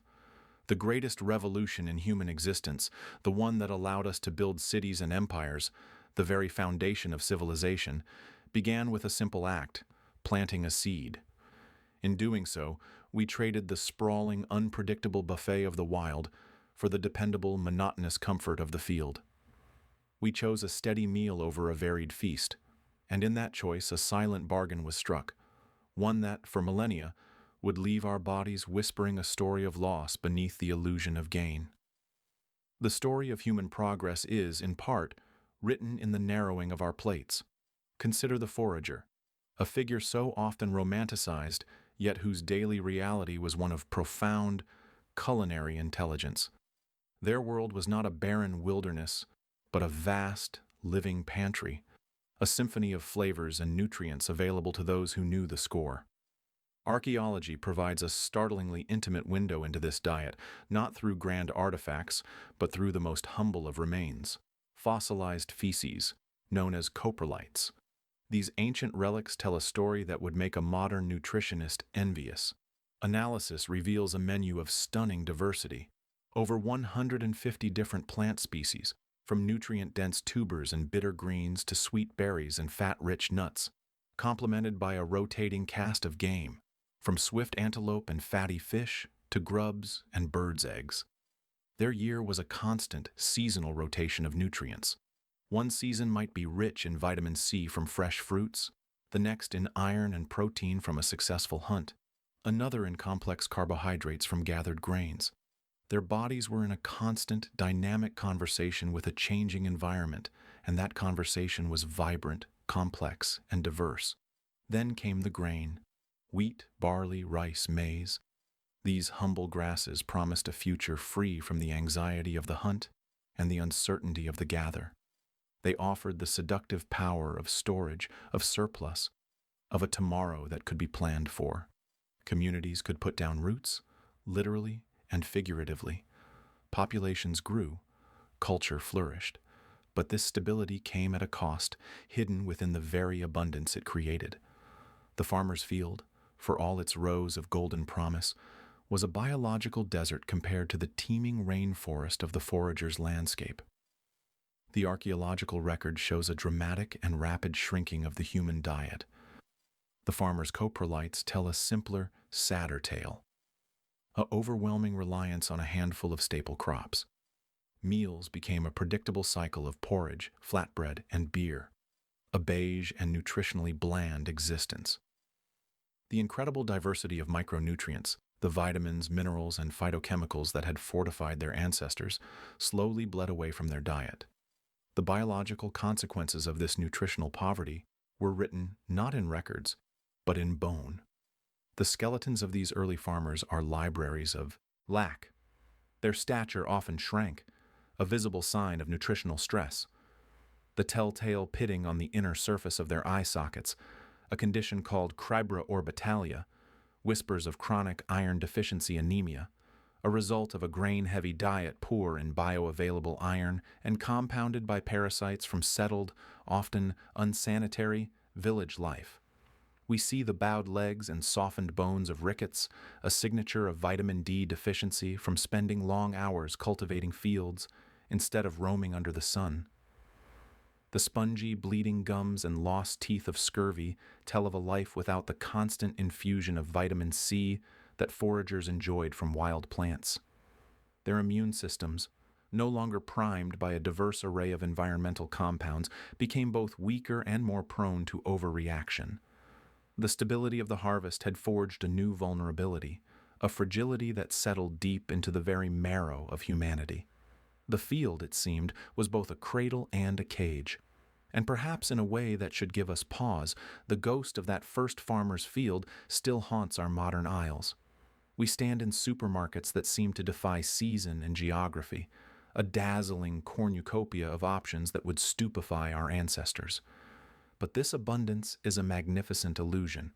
Look closer at the labels, trace the ingredients back to their source, and the monochrome truth emerges. That colorful array of processed foods, drinks, and snacks is largely a clever masquerade, a carnival of forms built upon a very narrow foundation. Corn, wheat, soy, and sugar, these four agricultural pillars are broken down, reassembled, colored, and flavored into 1,000 different shapes. The chicken nugget, the energy bar, the soda, the cereal, the condiment, they all share the same ancestral DNA. We have globalized the farmer's diet, perfecting its monotony on an industrial scale. We have become a species dining on a planet-sized field, our plates overflowing with a deceptive variety that masks a profound underlying sameness. So, the evidence lies in the earth, in the bones, and on our own shelves. The shift to agriculture granted us the world, but it cost us a universe of flavor and vitality. It traded the unpredictable feast for the reliable ration, and our health has been negotiating the terms of that deal ever since. We tamed the wild to feed our growing numbers, but in domesticating our food sources, did we inadvertently begin to domesticate and diminish our own biological potential? The bones don't lie. They tell a story of a hunger that surplus could not satisfy. If the silent, shrinking skeleton of the early farmer is the first chapter of this story, what painful testament is written in the crumbling enamel of their teeth? You think cavities are a modern affliction? The truth is etched into the very bones of our ancestors, a silent, painful testimony that began not with candy bars and soda, but with the first handfuls of cultivated grain. The shift from foraging to farming, a revolution we so often romanticize as the dawn of civilization, left its mark not just on our landscapes, but deep within our jaws and skeletons. It is a story written in the crumbling enamel of teeth and the softened, bowed architecture of bones, a profound and unexpected cost of our first great attempt to tame the world. The evidence lies in the quiet, dusty halls of archaeology labs, where the remains of our forebears are not silent relics, but eloquent narrators of their daily lives. Examine the skull of a Paleolithic hunter-gatherer. Their teeth, while worn from processing tough, fibrous foods and occasionally used as a third hand, are often remarkably free of the pits and decay we know so well. Their jawbones are robust, their frames suggesting a life of strenuous mobility. Now, compare this to a skeleton from an early Neolithic agricultural settlement. Here, the story changes dramatically. The jaw tells a tale of a new, pervasive ache. The molars are pockmarked with the tiny craters of cavities, the enamel eroded by a constant, low-grade assault. Signs of abscesses, pus-filled infections at the root tips, are common, the painful culmination of decay that burrowed deep into the tooth's pulp. For the first time in human history on a widespread scale, The evidence of widespread dental disease is stark and undeniable. This was the hidden tax levied by the new economy of the field. The biological mechanisms behind this skeletal testimony are a fascinating, if grim, dance between our diet and our biology. The shift to agriculture meant a dramatic narrowing of the nutritional horizon. The diverse menu of lean meats, seasonal fruits, nuts, roots, and leafy greens was replaced by a monotonous reliance on a few staple crops: wheat, barley, rice, maize. These grains are packed with starch, a complex carbohydrate that seems innocuous enough. But in the warm, moist environment of the human mouth, starch begins to break down. It clings to teeth and the vast and diverse community of oral bacteria, particularly Streptococcus mutans, feasts upon these simple sugars. Their metabolic party has a corrosive byproduct, acid. This acid, produced in a sustained, concentrated barrage from a near-constant intake of grain-based meals, begins to dissolve the mineral matrix of the tooth enamel. It is a slow, silent chemical erosion, creating the perfect gateway for decay. The mouth, once a gateway for diverse nourishment, became a battleground where our own food turned against us. Simultaneously, the body's entire structural framework began to weaken. The hunter-gatherer's diet was rich in micronutrients and, crucially, vitamin D, obtained from fatty fish, organ meats, and the simple act of spending, most days, outdoors under the sun. The farmer's life was different. Tied to their plots of land, their diet became carbohydrate-rich but often deficient in essential vitamins and minerals. The grains they consumed, especially when processed, were poor sources of calcium and could even contain phytates, compounds that block the absorption of calcium in the gut. Compounded by long hours spent indoors or in dim dwellings, and often in smog-filled settlements, vitamin D levels plummeted. Without sufficient vitamin D, the body cannot properly utilize calcium to build and maintain strong bones. The result was rickets in children, producing soft, weak, and deformed bones that bowed under the weight of their own bodies. In adults, the same deficiency led to osteomalacia, a painful softening of the bones, and osteoporosis, a loss of bone density. The very act of settling down to secure our food supply made our physical foundations more fragile. This ancient story is not a closed chapter in a history book. It is a narrative that echoes powerfully into our present. The modern pandemic of dental caries, the prevalence of gingivitis and periodontitis, the widespread concern over osteoporosis. These are not merely products of modern neglect. They are the amplified legacy of that Neolithic shift. Our industrial diets, dominated by hyper-processed grains and refined sugars, are simply the logical extreme conclusion of that initial turn to agriculture. We have taken the staple crops of our ancestors and refined them into pure, potent forms of carbohydrate that our oral bacteria find even more irresistible. We have created a world where the nutritional deficiencies of the early farmer are replicated, even amidst apparent abundance, through diets poor in fiber and critical micronutrients. The cavities in a child's tooth today and the brittle bones of an elderly person are connected by an unbroken thread to the first farmer who harvested a surplus of grain, their jaw already beginning to throb with a new, familiar pain. We perfected the diet that began to weaken us, raising the question, did we truly master our food, or did it, in a way, master us? But to see our ancestors merely as victims of their own innovation is to underestimate their profound ingenuity. They were not passive in the face of these new challenges. The same mind that learned to domesticate plants was observing, experimenting, and adapting. They began to notice that certain transformations could alter the nature of their food.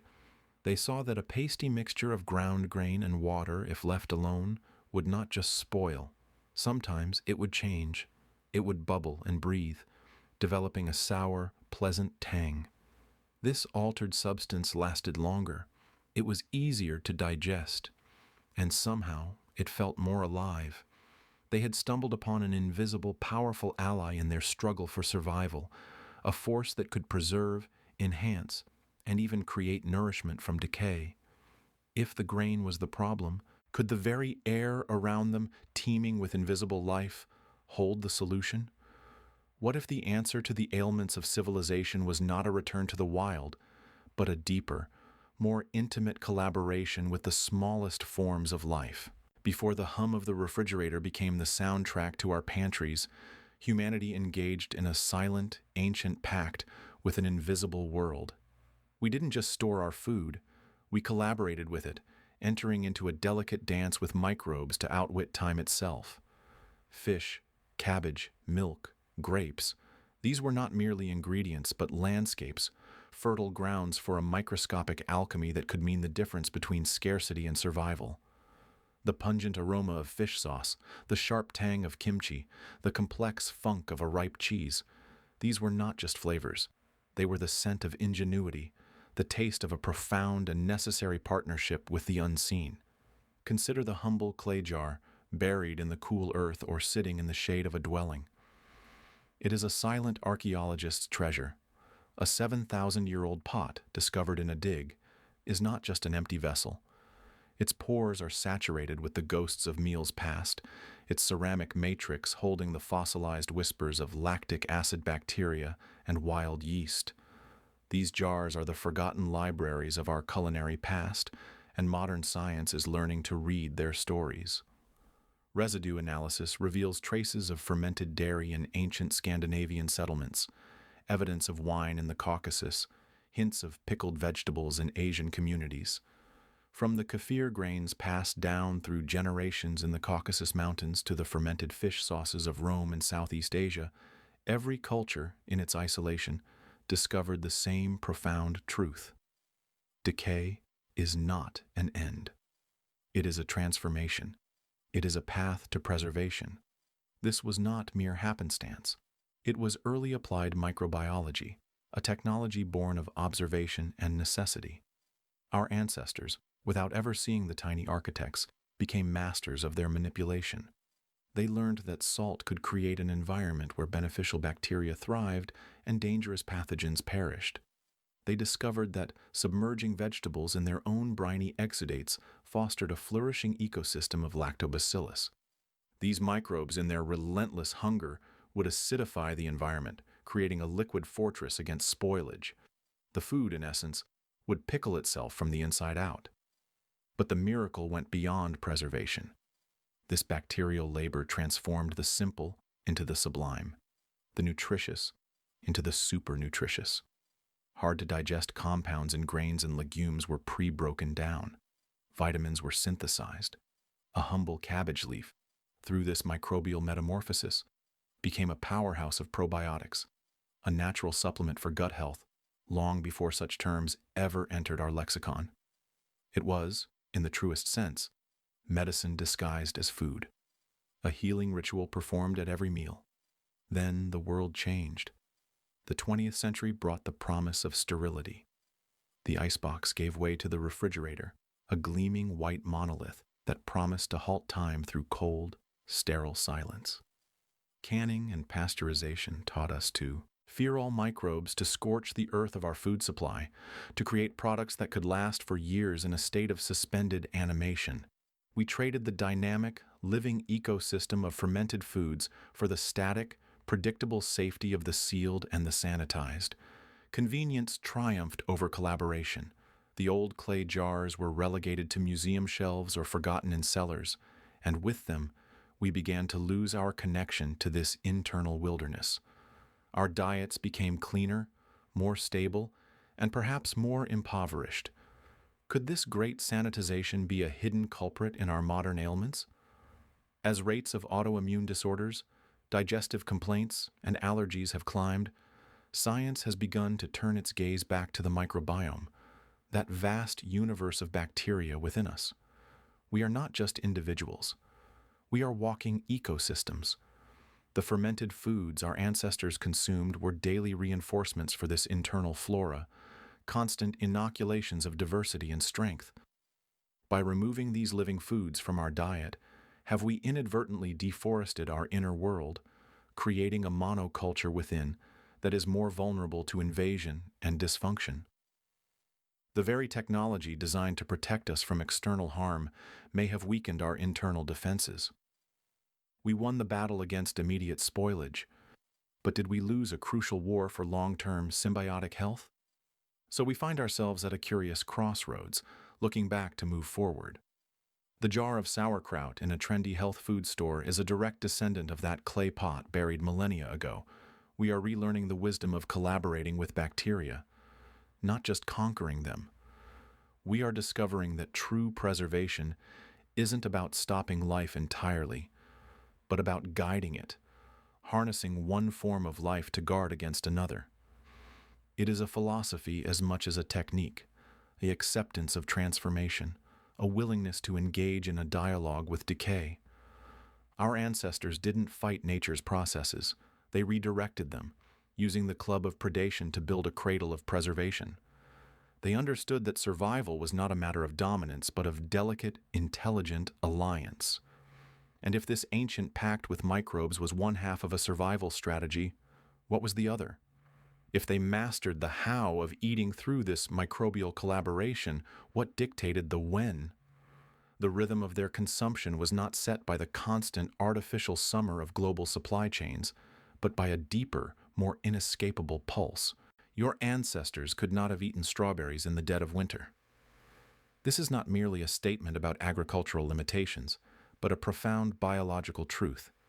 Their bodies, and by extension, the very bodies we inhabit today, were not programmed for such an act.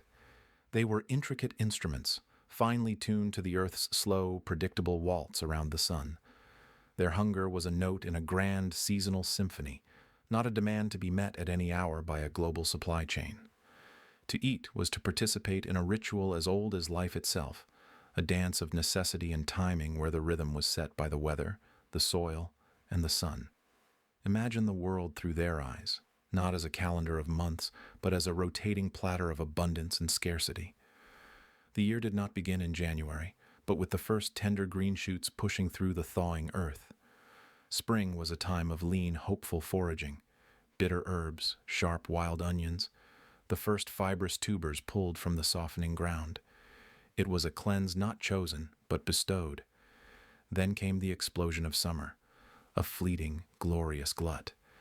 The air, thick and humid, would have been sweet with the scent of overripe fruit. Think of a June lychee, its rough crimson shell giving way to translucent, dripping flesh. A taste so specific to the sweltering heat that it was the taste of summer itself. This was not mere eating. It was an act of harvesting time, of capturing the sun's peak energy in the sugar of a berry, the fat of a nut. The archaeological record whispers this story to us. In the middens and hearths of ancient settlements, we find a library of seasons written in seeds, bones, and fruit pits. The layers tell a clear tale, a dry season's diet rich in hard, storable roots and nuts, the durable fossils of survival. Then, a layer from the rains, showing the delicate remains of young leaves and early berries, the quick, ephemeral meals of abundance. And finally, the evidence of winter's harsh calculus, the bones of animals hunted for their fat and protein, and the carbonized remnants of grains and dried fish, food transformed by smoke and salt into a defiance of time. Each season left its distinct culinary fingerprint, a direct reflection of what the land, in its wisdom, offered up. This external rhythm was mirrored by an internal one, a deep cellular clockwork we are only beginning to understand. To eat in season was to synchronize our biology with the planet. The rich, fatty marrow from a winter hunt did more than fill a belly.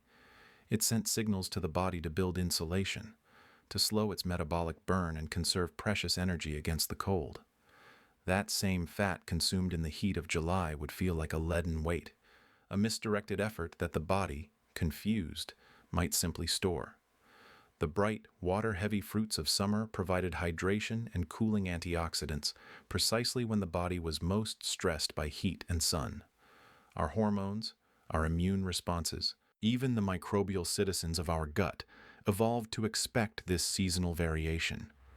They thrived on the predictable change in nutrients, the annual wave of different phytochemicals that acted as tuning forks for our internal systems.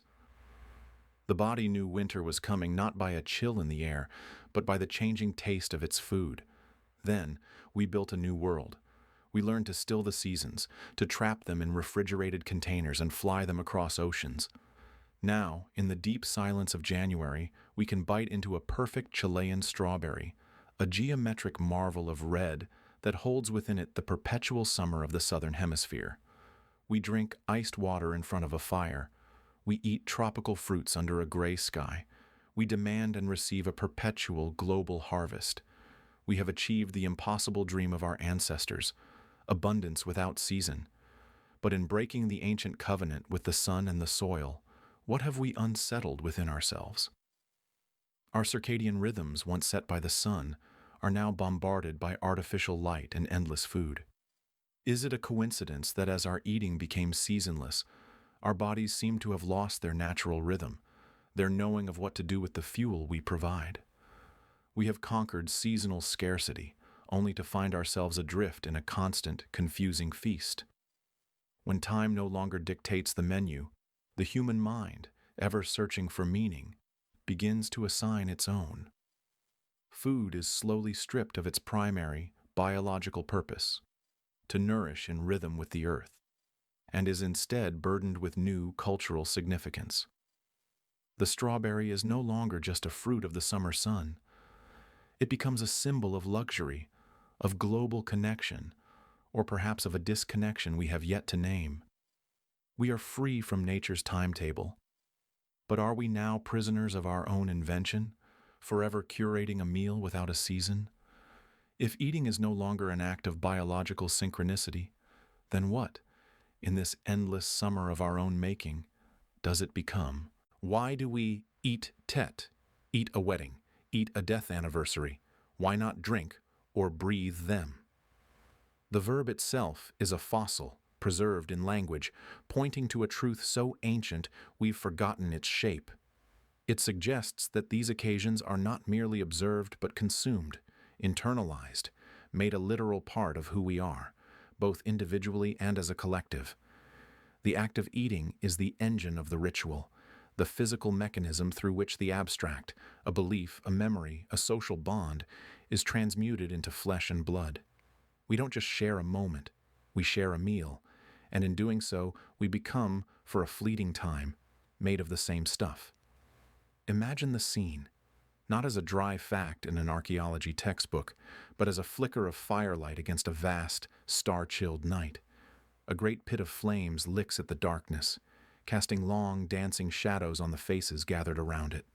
The air is thick with the scent of wood smoke and roasting meat, a rich, greasy aroma that speaks of a rare and hard-won abundance.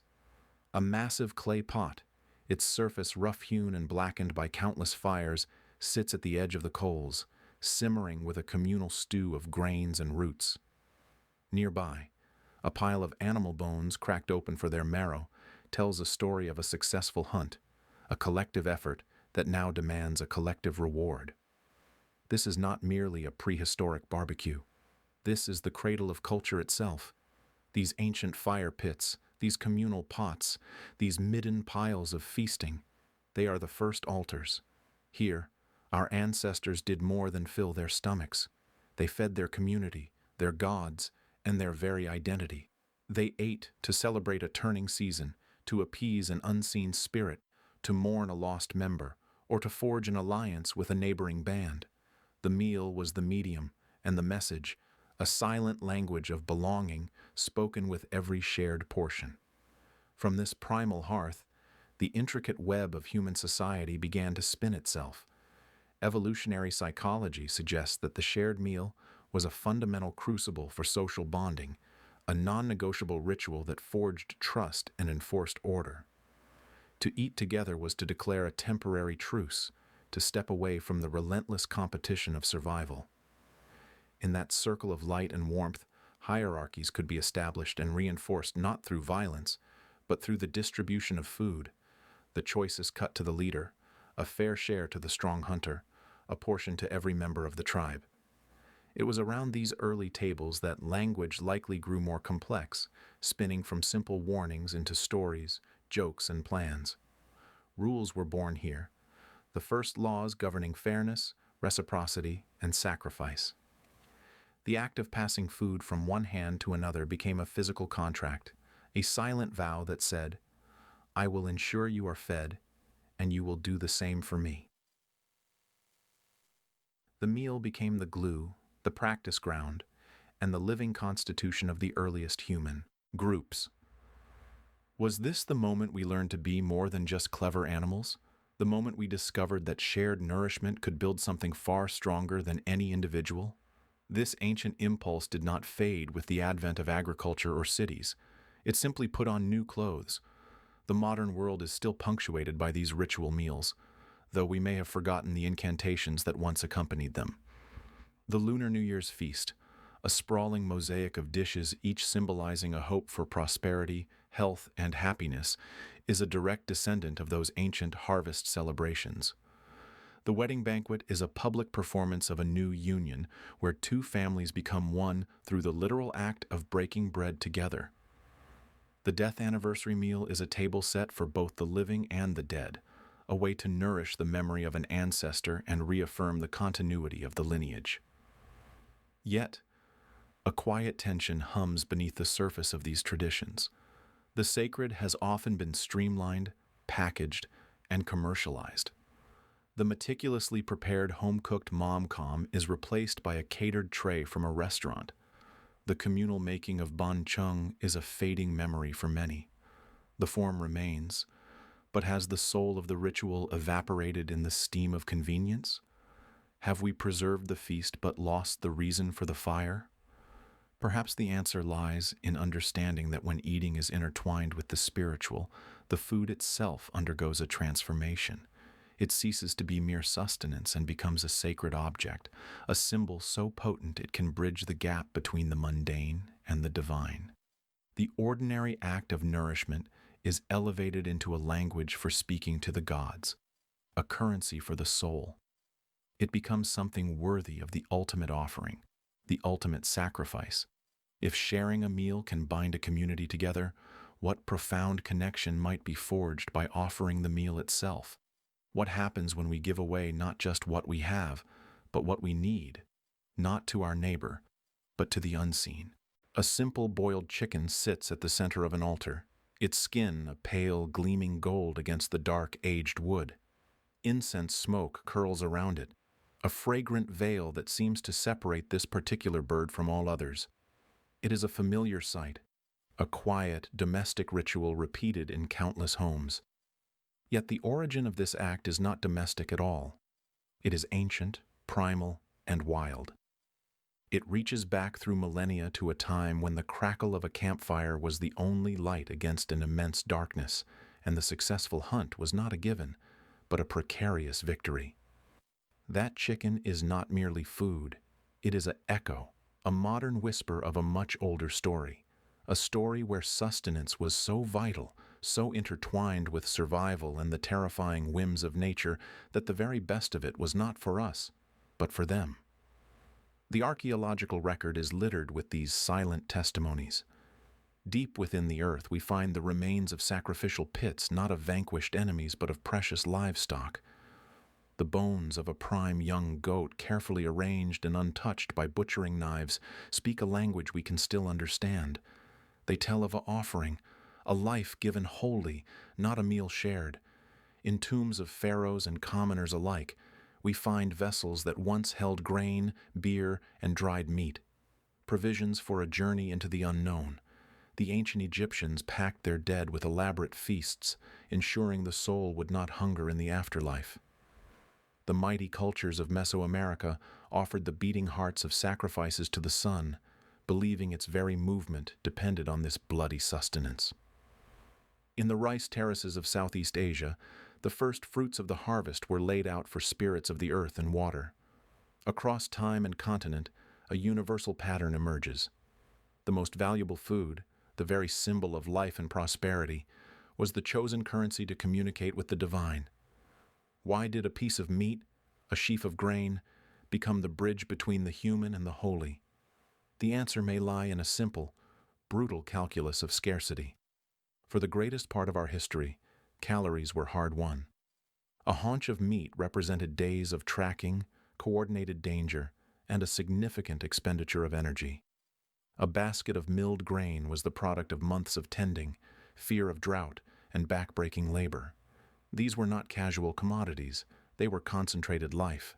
To then take this life, this undeniable proof of your own success and survival, and willingly destroy it, to burn it so the smoke may rise to the heavens or to leave it to rot in a sacred grove, is a profound act.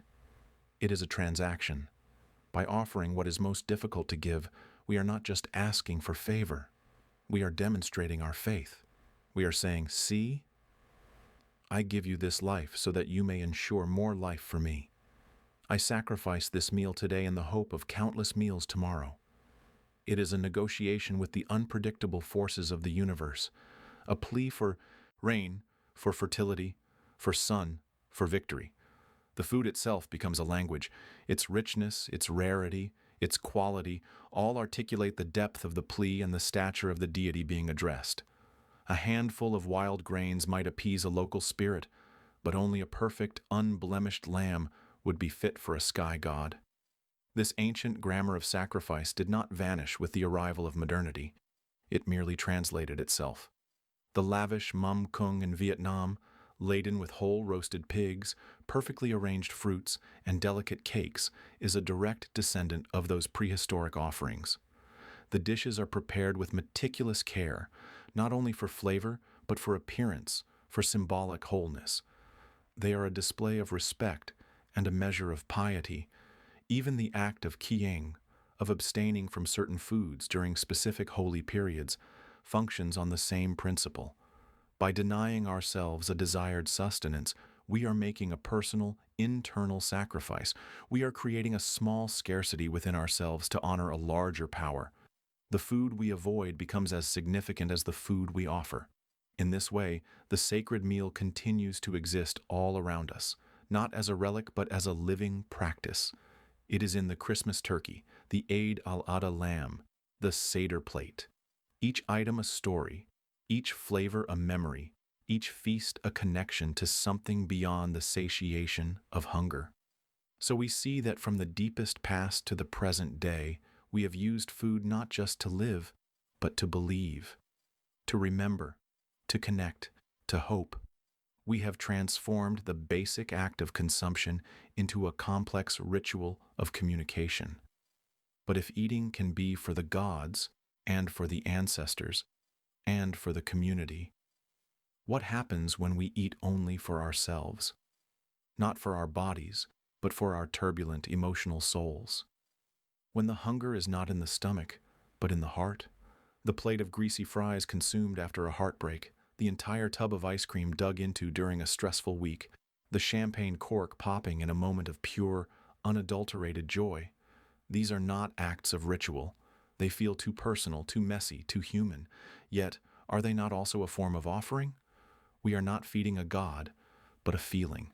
We are using taste, texture, and the very act of consumption to alter our internal weather, to soothe a pain or amplify a happiness that feels too big to contain. This is eating as alchemy, an attempt to transform the intangible ache of emotion into something solid, something we can literally consume and digest. It is a deeply private sacrament, a communion with our own inner state.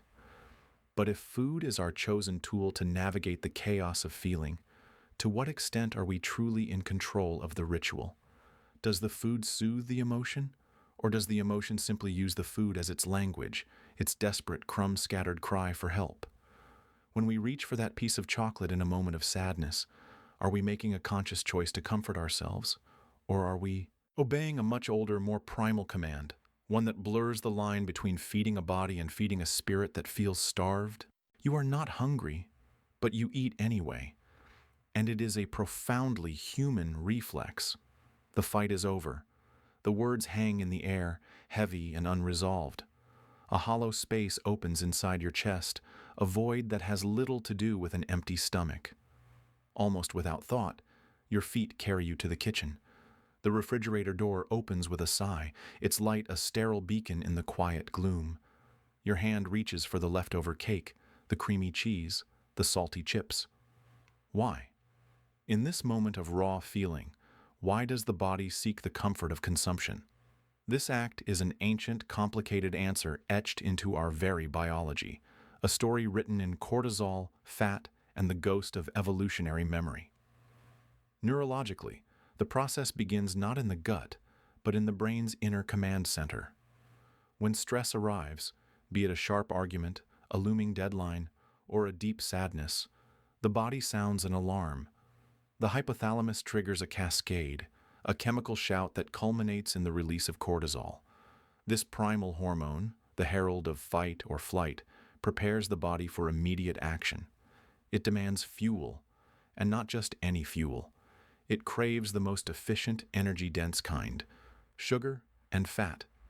This is not a conscious choice, but a deep-seated biological imperative. You are being commanded by a part of you that believes the stressor is a physical threat, a predator to be outrun, or a challenge to be overcome. And so, you answer the call. The first bite of something rich, sweet, or salty is a key turning in a lock. It triggers a reward. Dopamine, the molecule of pleasure and satisfaction, floods the neural pathways. It is a chemical balm, a temporary ceasefire in the body's internal war. For a few moments, the sharp edges of the emotion are smoothed over. The hollow space feels filled. But this is a borrowed peace, a fleeting truce. The stressor remains, unchanged. The cortisol may even spike again as the sugar rush recedes, creating a cruel cycle of craving and temporary relief. We are, in effect, using a biological tool for a psychological problem, applying a Stone Age solution to a modern world wound. Is this search for a chemical haven in a tub of ice cream merely the body's beautiful, tragic miscalculation? To understand why this miscalculation persists, we must travel back through the long corridor of time. For our ancestors on the ancient savanna, stress was not an abstract emotional state, it was a clear and present physical danger. The sight of a predator, the threat of a rival tribe, the impending scarcity of winter, these were the triggers for that cortisol surge, and the solution was brilliantly effective. Eat. Consuming calories was a direct, life-saving response to peril. It built the energy reserves needed to fight or to flee. Furthermore, in a world of uncertainty, eating when food was available was a supreme act of wisdom. Celebration, too, was often tied to a successful hunt or a bountiful harvest, weaving positive emotions just as tightly with the act of consumption. This deep evolutionary wiring forged an indelible link between survival and eating, between safety and satiety. The feeling of a full stomach became synonymous with being secure, out of danger, and part of a tribe sharing a meal. The comfort we seek in food is not just about taste, it is a cellular memory of that security. We are attempting to replicate that ancient signal of safety, to tell our panicked amygdala that the threat has passed because nourishment has been obtained. But what happens when the threat is a harsh email and the nourishment is endlessly available? We are following a map drawn for a world that no longer exists, searching for a primal sanctuary in the fluorescent glow of a convenience store. The modern world has taken this elegant survivalist wiring and placed it under immense paradoxical pressure. Our stressors are now chronic, psychological, and unrelenting. They cannot be outrun or fought off with a burst of caloric energy. Yet the old programming still fires. We eat not from hunger, but from boredom, from loneliness, from a desire to feel something other than the numb static of a scrolling screen. This fundamental mismatch is the cradle of emotional eating disorders, of cyclical guilt, and of the silent epidemic of stress-induced obesity. Food becomes a therapy, a crutch, a reliable, albeit temporary companion in a fragmented world. We self-medicate with chocolate and potato chips, seeking a dopamine fix to navigate anxieties that our ancestors could never have conceived of. But if food is the medication, then why does the illness of discontent always return, and often with greater force? This brings us to the quiet, unsettling heart of the matter. When emotion hijacks appetite, who truly is being fed? Is it the adult, seeking a moment of peace? Or is it the ancient, panicked hominid within who, upon hearing a raised voice or feeling a pang of social rejection, desperately signals for high-calorie fuel to survive a threat it cannot see? We are performing a ritual designed for one reality within the context of another. The action is the same, the hand lifting the food to the mouth, but the meaning has split into two layers, one biological, one psychological. They are out of sync, a dissonance we feel as craving and then as regret. We are eating for the ghost in our machine, trying to satiate a shadow of a memory. And so, the question lingers, long after the plate is empty and the feeling remains. When we eat our emotions, are we nourishing a self, or are we feeding a ghost? Perhaps this very ghost explains the compulsion to eat for certainty, a behavior that persists even when the refrigerator is full, a silent testament to a past we think we've left behind. You open the refrigerator door, the light clicks on, illuminating shelves packed with leftovers, fresh produce, a gallon of milk. The freezer hums, stocked with frozen goods. Yet after a full meal, your hand might still reach for a final, unnecessary slice of bread. You finish the last bites on your child's plate, not out of hunger, but from a vague, almost primal sense that it should not go to waste. You eat, as the saying goes, for a secure stomach. This compulsion, this quiet insistence on consuming just a bit more than necessary, feels like a personal failing of willpower. But what if it is not a flaw at all, but an ancient, deeply encoded success story? What if your body, in its most fundamental programming, is behaving with a brutal and brilliant logic, celebrating a victory so old we have forgotten the war? The story begins not in our world of plenty, but in a world of absence. For the overwhelming majority of human history, the central grinding fact of existence was scarcity. Calories were not a number on a label, they were life itself, elusive and precarious. In this long, hungry theater of survival, our ancestors were not the strongest or the fastest creatures. Their advantage was a brain that could plan, that could see the shadow of tomorrow falling over the hunger of today. And so, natural selection sculpted not for moderation, but for opportunistic abundance. A brain that hesitated before eating calorie-dense food was a brain that left fewer descendants. The ones who thrived were those who feasted fiercely when fortune provided, whose bodies were exquisitely efficient at converting every spare calorie into stored energy, into fat. This is the cruel, beautiful math of our evolution. In an environment of constant scarcity, the immediate cost of not eating when food was available was catastrophic: weakness, starvation, death. The immediate cost of overeating, however, was virtually non-existent. There was no heart disease from a lifetime of excess, no diabetes from sustained high blood sugar. Those were tomorrow's problems, and in a world where tomorrow was never guaranteed, they were problems that evolution could afford to ignore. The body learned to prioritize the certain peril of today over the hypothetical one of decades hence. It became a masterful, paranoid accountant, always erring on the side of depositing every single energy penny into its savings account. Terrified of a future bankruptcy it knew was always just one failed hunt, one drought, one winter away. We can see the echoes of this imperative not just in our biology, but in the physical remnants our ancestors left behind. Before pantries, there were caches. Before supermarkets, there were seasons of slaughter and preservation. Archaeological sites reveal evidence of massive coordinated hunts, where entire herds of giant mammoths or aurochs were driven into traps. The sheer tonnage of meat from such an event was far more than a band of humans could consume at once, so they learned the alchemy of preservation, smoking meat over fires, drying it into jerky under the sun, storing marrow-rich bones in cool pits. They gathered nuts and seeds, hard and durable, storing them in woven baskets and pottery vessels. These were not mere culinary techniques. They were profound intellectual leaps. They represent the moment we began to wage war against time and entropy, to consciously stretch a moment of plenty into a buffer against the lean times to come. Every strip of dried meat was a sentence written against future hunger, a direct physical manifestation of the secure stomach principle. But then, in a breathtakingly short span of time, the world flipped. The scarcity that had been our constant shadow was banished by the fluorescent lights of grocery stores and the global, just-in-time supply chain. The equation that had governed us for millennia was suddenly inverted. The peril of starvation for vast swathes of humanity has been replaced by the peril of excess. Yet our internal accountant, the ancient software running on the hardware of our brain, has not received the update. It still operates on the old rules in a state of perpetual panic.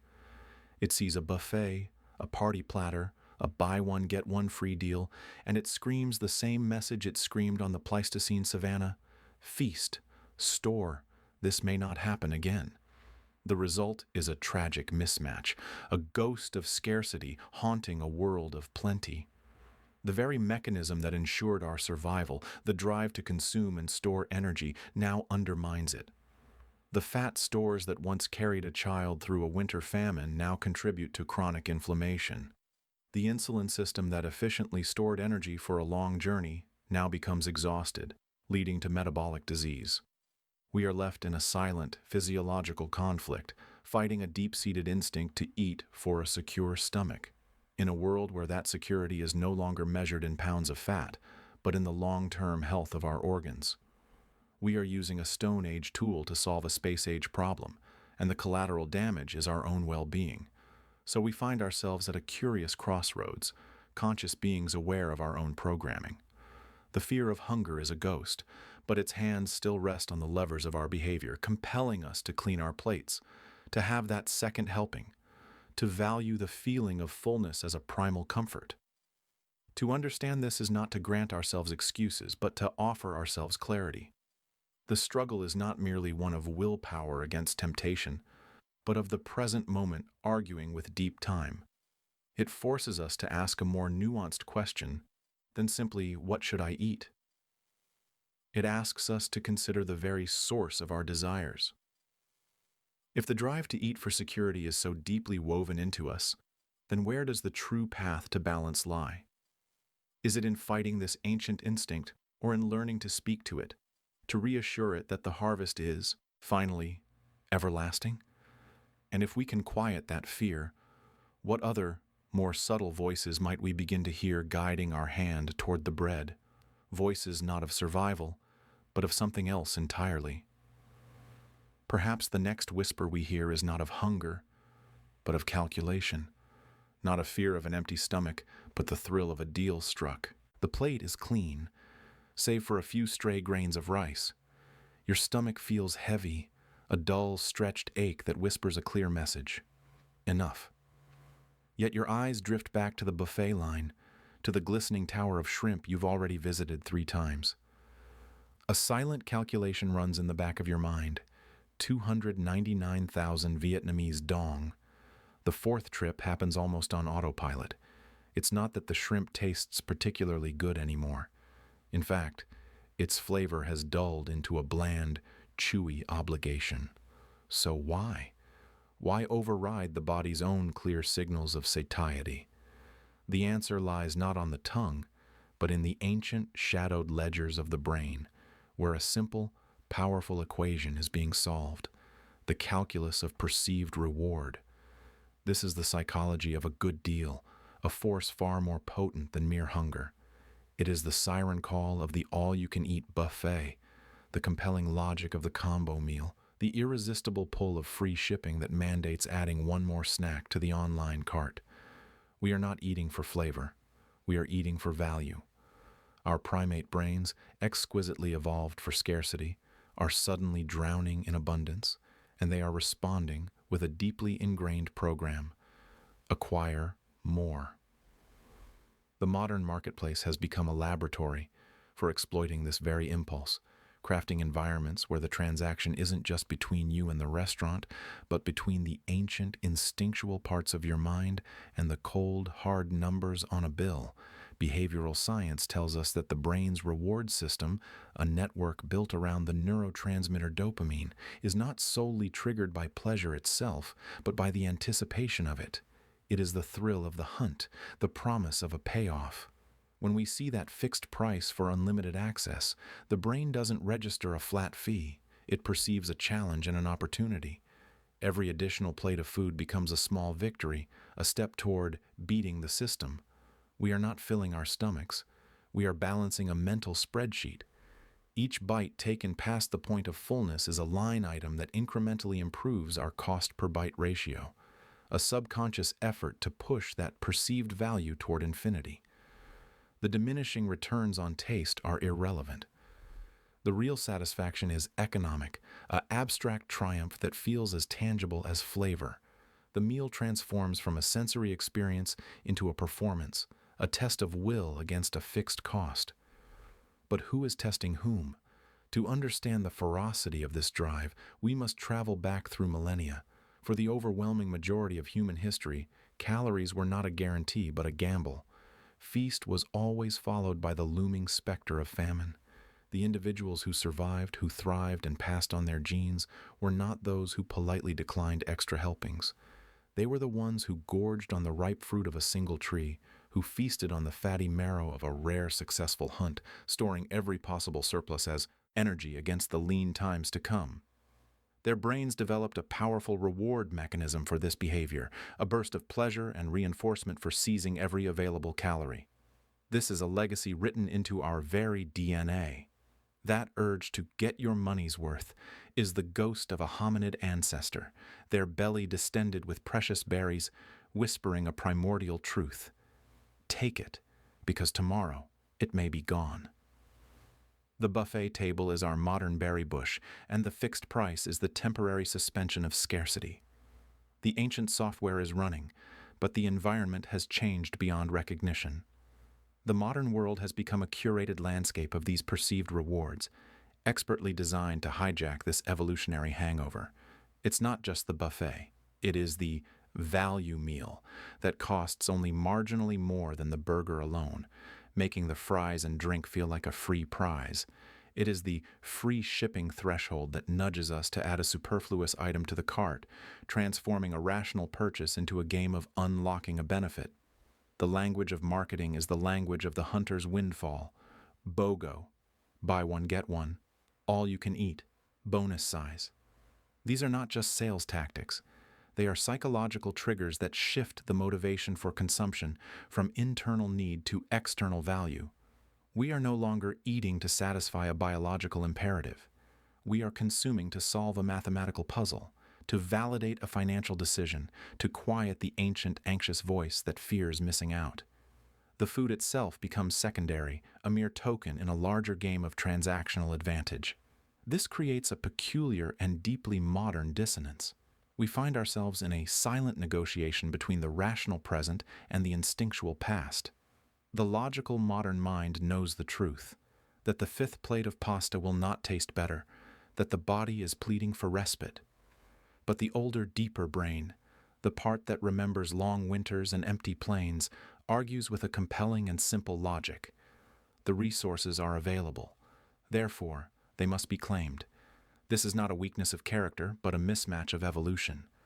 We are equipped with a brain superbly adapted for a world of lack, trying to navigate a world of overwhelming plenty.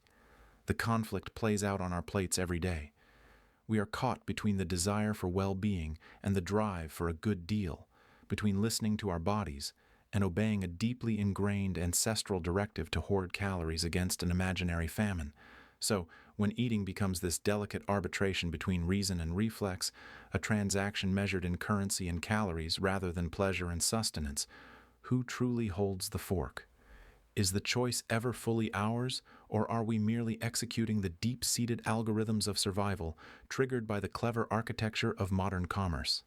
If our consumption is dictated by a calculus of value written in a Stone Age language, can we ever truly claim to have an authentic taste of our own?